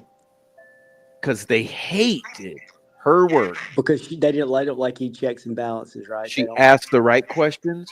She told the truth. She went to those meetings, recorded them. I mean, the whole 9 yards. They celebrated that whole thing. They hate her ass. Yeah. She actually looked into the fact that even though a prosecutor is paid by the state, special prosecutors are paid by unappropriated monies from the county. Yeah, they did. They didn't like that. That was a little caveat that they didn't enjoy hearing because Yep. that made them look. Well, it made them look like they're what they are. They're trying to get their guy in place, and spending the county's money wasn't a big deal to do it. Let me give the chat the opportunity. If anybody got specific questions for Mr. Uh, Skip, I guess we should do our Q&A. If you got any questions for Skip, throw them. It's funny you mentioned something earlier today. You said you need to write a book. I would. That'd be the last thing I would want to do. I mean, that just. I mean, I know that's fine if some people want to do that. Murder She wants to do it and all that kind of stuff. That's fine. I don't have. I mean, yeah, I may have gained a good bit of information, evidence following this case, but I don't have any. I mean, that's not. That wasn't the goal going in, and it's certainly sure as hell not going to be the goal going out.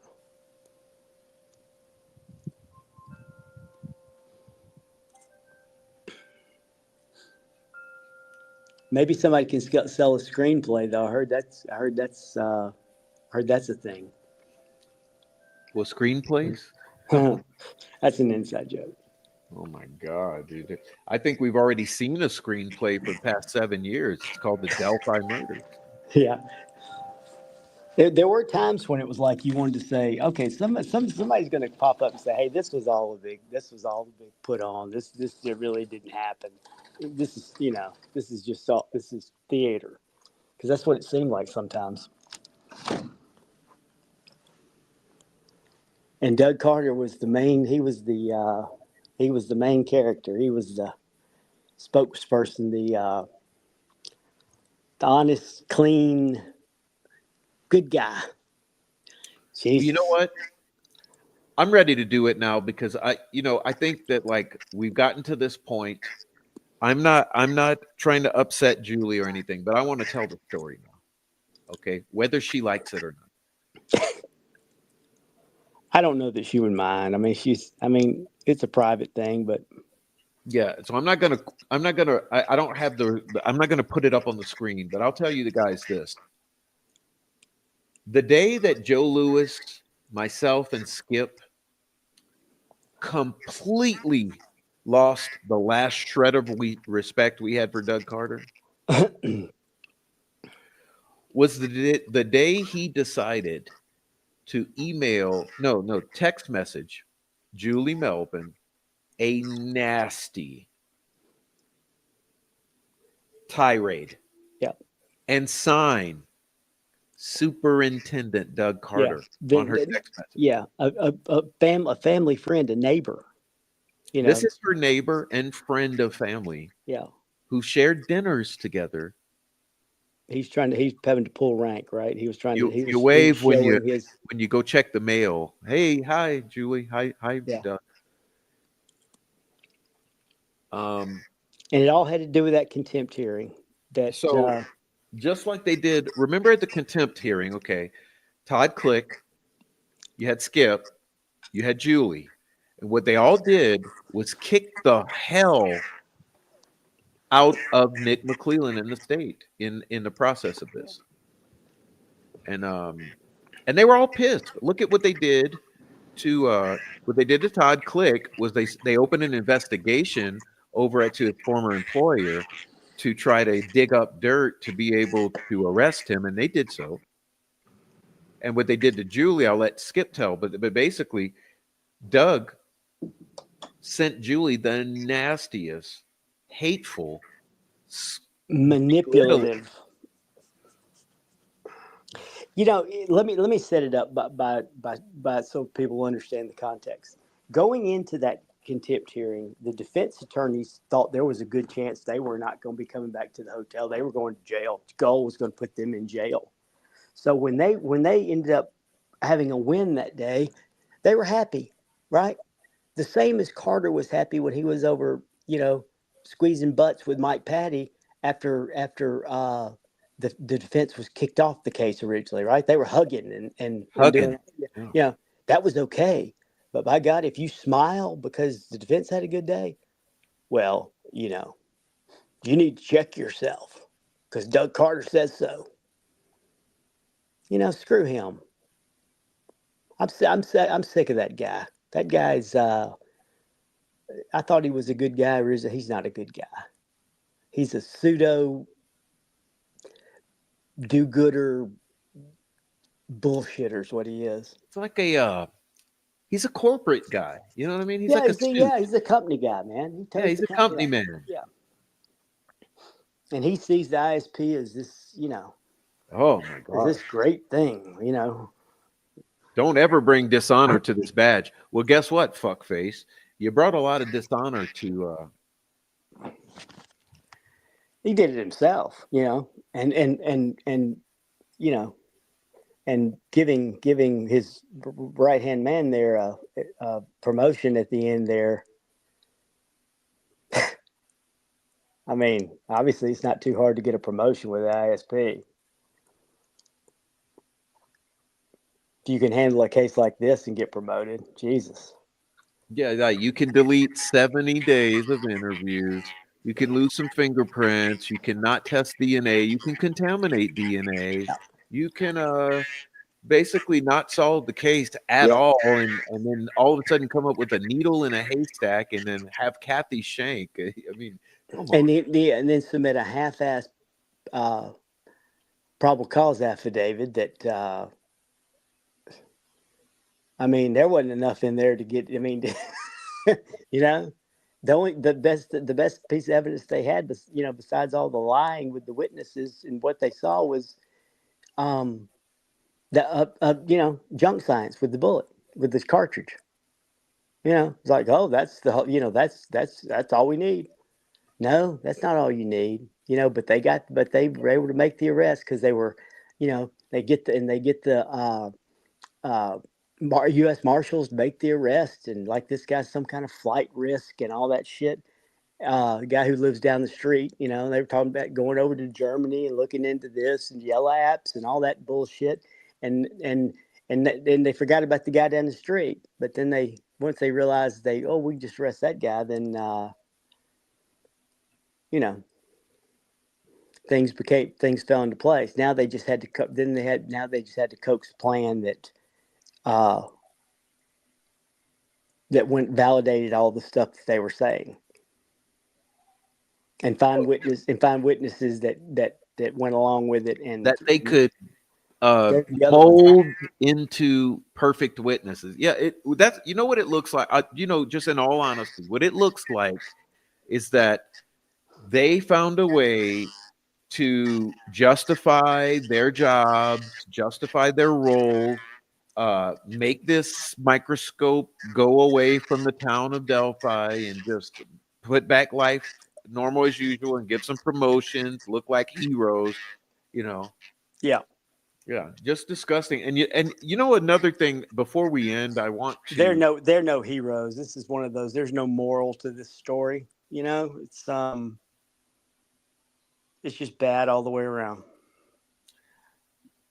I wanted to say how one thing that was upsetting, and I've said it before to me, because they it's like really disgusting to use children to try to self-aggrandize. Yeah. And what they do, they say those girls were heroes. Okay. Mm-hmm. They were heroes. And I take objection to that, because the way I look at it is, it's like, yeah, you know what? They were heroes, but they weren't heroes in this murder. They were victims of this Right. murder. Okay. The only thing they were in this murder were fucking victims, Yep. and acknowledge that. You know where they were heroes? In their lives, surrounded by fucking addict parents and dope dealing parents and sexual abusers and felons, and surviving through that shit and still being bright light. That's how they were heroes. Okay. And it's infuriating, because they did it again today in the midst of this bullshit gaslighting. They said Libby was a hero for videotaping Bridge Guy because she knew something was wrong. Well, guess what? I've talked to a bunch of people who've seen that video, Yeah. and there was nothing that she did intentionally because she felt something was wrong. She was taking a video. Okay. Secondly, they say Abby was a hero because she had the the self-awareness to take that phone that she knew had the picture of Bridge and stick it in a shoe and hide it so that investigators could find it and get the bad guy, who's Richard Allen. No, Abby did not hide the phone in the moments of her death. So what they're ignoring is that both those girls were moved and staged, and so was the phone. It's a total fantasy world, man. Yeah, yeah, man. I mean, it makes sense. It makes sense that they were. All of the rationalizing too about well, the crime scene was that well, they were just sticks that fell down off the trees onto them. I remember when that was one of the first things they That's said the first originally. thing that the troll Yeah, farm came with. Yeah, yeah. Oh, they just those are just random sticks that fell off them. Or then it was no, they were trying to conceal them. I was like, did you see the? They weren't. I mean, if somebody walked up and saw the girls, they'd say, there's two dead girls with a couple of sticks on them. They wouldn't say, "Oh, I barely could see them." I couldn't see the girls; they were covered. Yeah, Yeah, no, it it's is. It's kind absolutely infuriating, and it's an insult to everyone's intelligence. And the problem is the public's waking up to this, and it's not going away. That's what I don't. It's like wishful thinking that they think that this is just going to fade away and go away, and the public's not going to be concerned.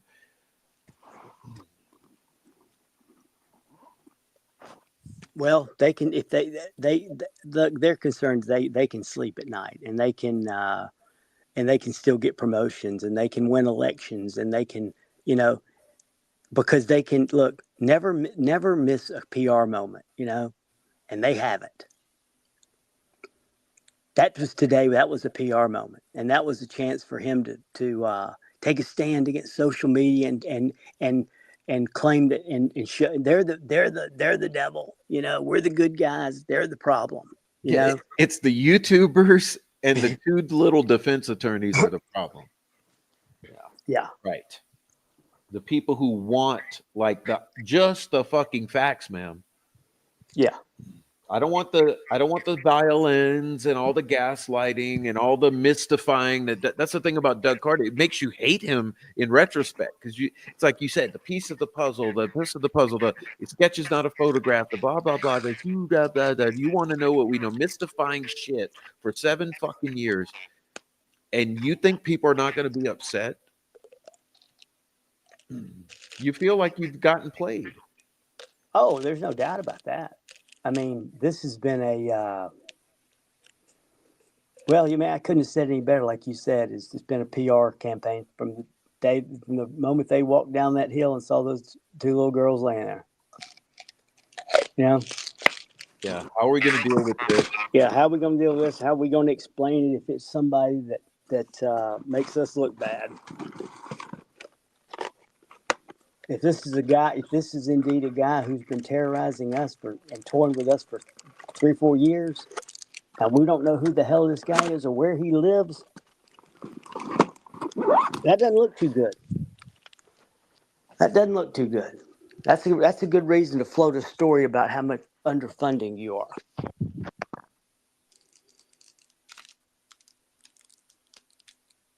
But they're equipped. They're a PR firm, man. That's what they're equipped to do, and they have no problem doing it. Doesn't matter about the truth; just matters about the public relations, what the public image is.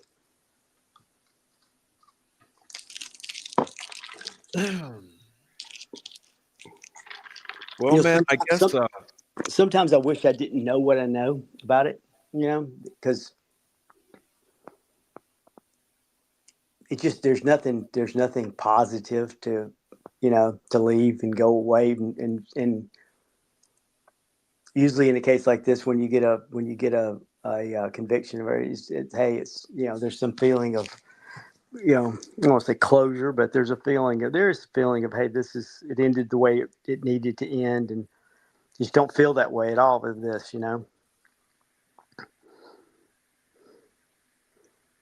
Feels like it's not right. There's something wrong. yeah, and the way they ended it too, which was saying, well, yeah, the community should feel safer tonight. So, you know, we've always said that this was a place people didn't lock their doors, and Yeah. maybe now they'll feel a little safer because he's locked up for 130 Yeah. years. And Excuse don't me. listen and don't listen to those YouTubers because they're a bunch of liars. Yeah. You know. Excuse me. The world. Don't what yeah, I can tell you this. I don't know that he'll be aware. He seems pretty aware of things that go on. I hope he's aware. I hope he's aware of this because um, it deserved a rebuttal to that bullshit that he pulled. Don't just come up there and stand up there and say, "Hey, I'm Doug Carter. I'm the head cop in Indiana State Police, and by God, this is the way it is, and you're just gonna have to deal with it. It's justice, and you know, if you don't like it, leave." I mean, that's just who has that attitude, you know. And don't listen to anything the YouTubers say. I mean, that's that whole discrediting mo that we've seen from the people involved in the case. That's a great point. It's the same thing they've done to It's, all of us. it's the same thing. They did it today from Yeah, an official podium, and they did it to the fucking attorneys. yeah.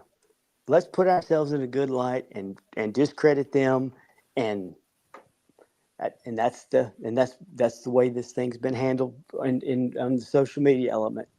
You know, so there's no way you can tell me they haven't been involved in that in some aspect.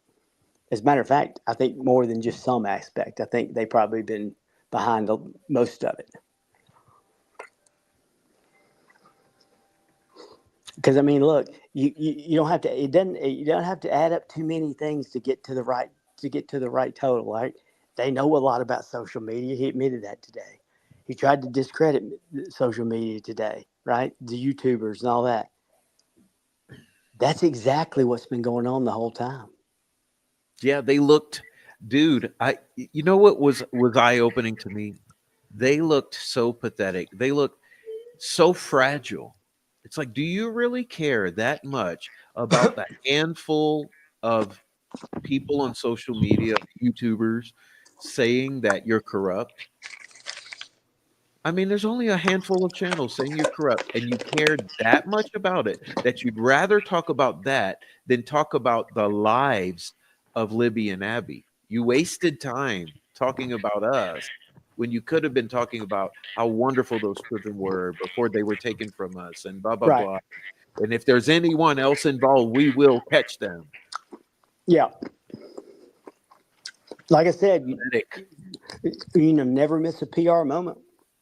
Never miss a PR opportunity, and they didn't miss it today. No, uh, never miss an opportunity to take advantage of a bad situation. Yep. Yeah. Because when you've got the floor, you can determine, how the narrative goes. You Well, know, unfortunately for them, social media, because of YouTube, has the floor as well, because voices can get heard. And look, let's be honest. If the social media people, if there weren't some people that were onto the truth, and they wouldn't give a shit. They'd be like, we don't, they don't care about that. we wouldn't be anything. Yeah. Wouldn't be anything. Yeah, they would just ignore us. They know, and they don't like it. And I don't really give a shit. Well, Skip, I hate to end it, but I'm tired, and I think we did good. Me too. We did good. I Uh, appreciate you. I appreciate you having me on. I really do. I can't believe this is the first time I've ever been on your show. yeah, yeah, we've talked quite a bit, and I like Yep. Skip. Skip is just Skip will think of things that you would not think of, and that's just it's stimulating. Okay, I so appreciate it. everyone, please, and I also appreciate Skip's friendship with Julie and a couple other my friends. Um, so thank you, Skip, and everyone, please thank Skip. Yeah, And I appreciate y'all's friendship and y'all's friendship throughout the case. It was particularly, and people in the audience, and everybody knows that Julie and I are close friends and all that. And she's been like me in some regards, in the fact that she's been ridiculed for no reason. And I mean, she's, Julie, she's the sweetest girl there is out there, and she didn't have a mean bone in her body. And the fact that she talks about her faith and talks about her political beliefs, all that, I have respect for that. I don't see that as you know, I appreciate her conviction on those type things, and so whether you share the same beliefs or not, is not what's important. It's the fact that she believes it, and she lives it, and that's, she's been a great friend to me, and I'll always be appreciative for that. She's an open book. What you see is what you get. Yep. Yep. And that's what I like. Same with you, buddy. Thanks. I appreciate it, Prof. You too. Take care, and if we need to ever do any kind of follow up or anything, just let me know. You know where to find me. Awesome. Well, thank you so much, and I love you, buddy, and everyone in the chat. Please, again, thanks Skip, and follow him. Okay, we'll be putting up some documents for you. Some of this stuff we'll be putting up so that you guys can see it and have it. Maybe what do you call them? The troll forum? They'll be probably talking about all the nudes I receive and all that kind of stuff. They probably didn't like what I said, but that's too bad.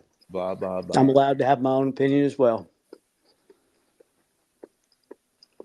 But you be good, Prof. And like I said, you know where to reach me if you need any information for any future shows, anything like that. You know where to access and all that kind of stuff, and just let me know, okay, man? All right, peace out, Skip. Love you, bro. All right, thanks, Prof. All right, y'all, Skip. Oh man, a lot of good thoughts, man. A lot of good talk tonight. 4 hours. 4 hours, pretty long, pretty tired, but that was a good one. It was great, and shit, we didn't even cover half of it. I mean, when it comes to that, to these money, to these tentacles, and how the money, it's been astonishing to see. I mean, in my opinion, what I'm seeing is just the lust for money and pathways of funding and money in this community of Delphi and the Carroll County and Indiana. It's unbelievable how around the murders of two little girls, the thirst for money that has followed. And like I said, we haven't even touched it. I mean, it's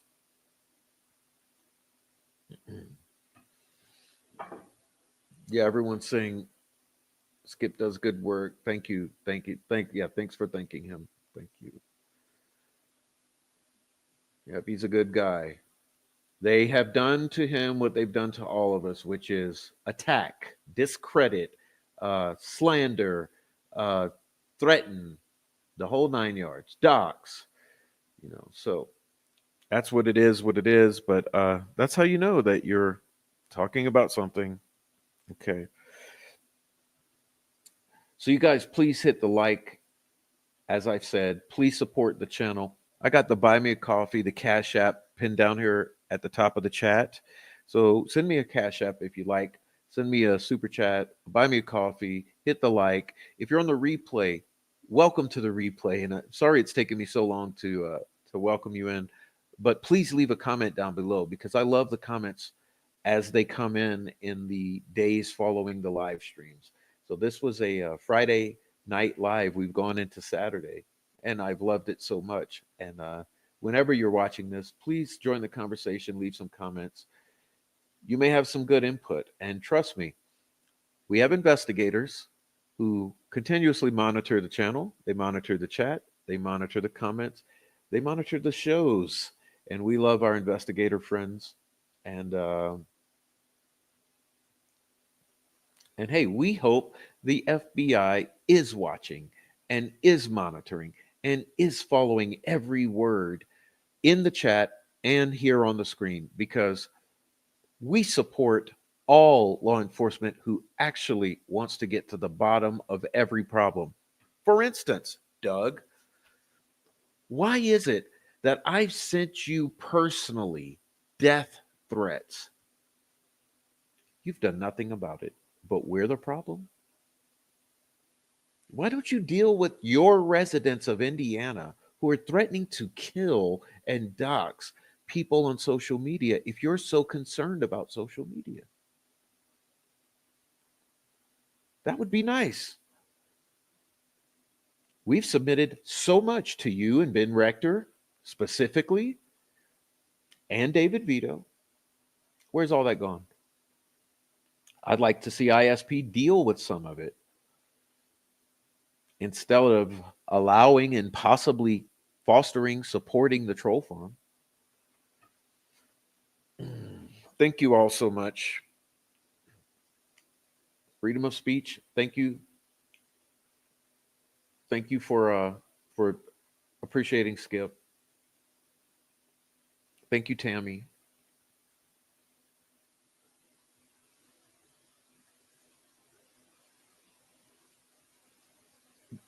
Yeah, the sextortionist. Okay, you guys calling Alex Voorhees crazy? I don't care. Alex is not crazy. Okay, he's concerned. And if you don't understand, then try to understand what he'd be concerned about in a double murder of two little girls. You got nudes flying around, sextortion flying around, pedophiles, murder of two little girls shouldn't be here. All right.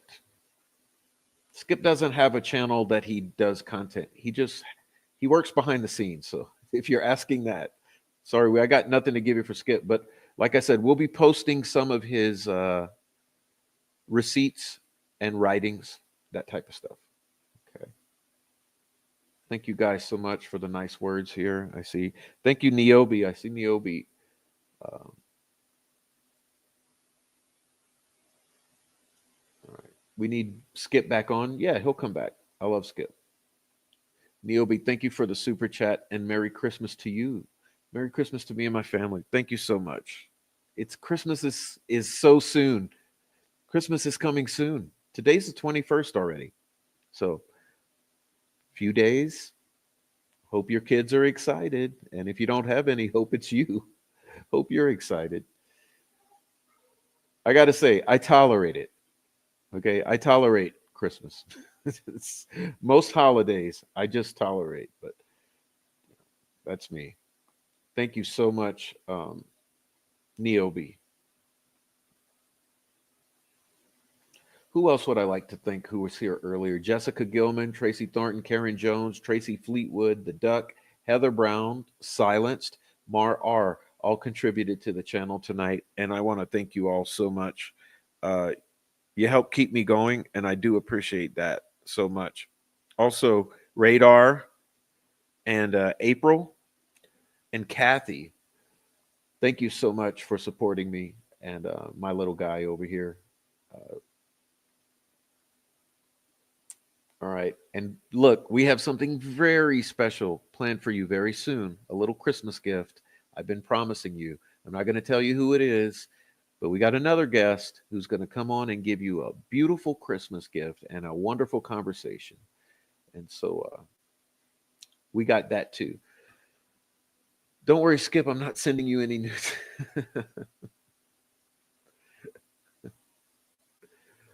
Oh my God. Oh, look, it may be our wonderful guest. Allegedly. We're not certain on that yet. We're not gonna look a gift horse in the mouth or whatever you want to call it. Okay.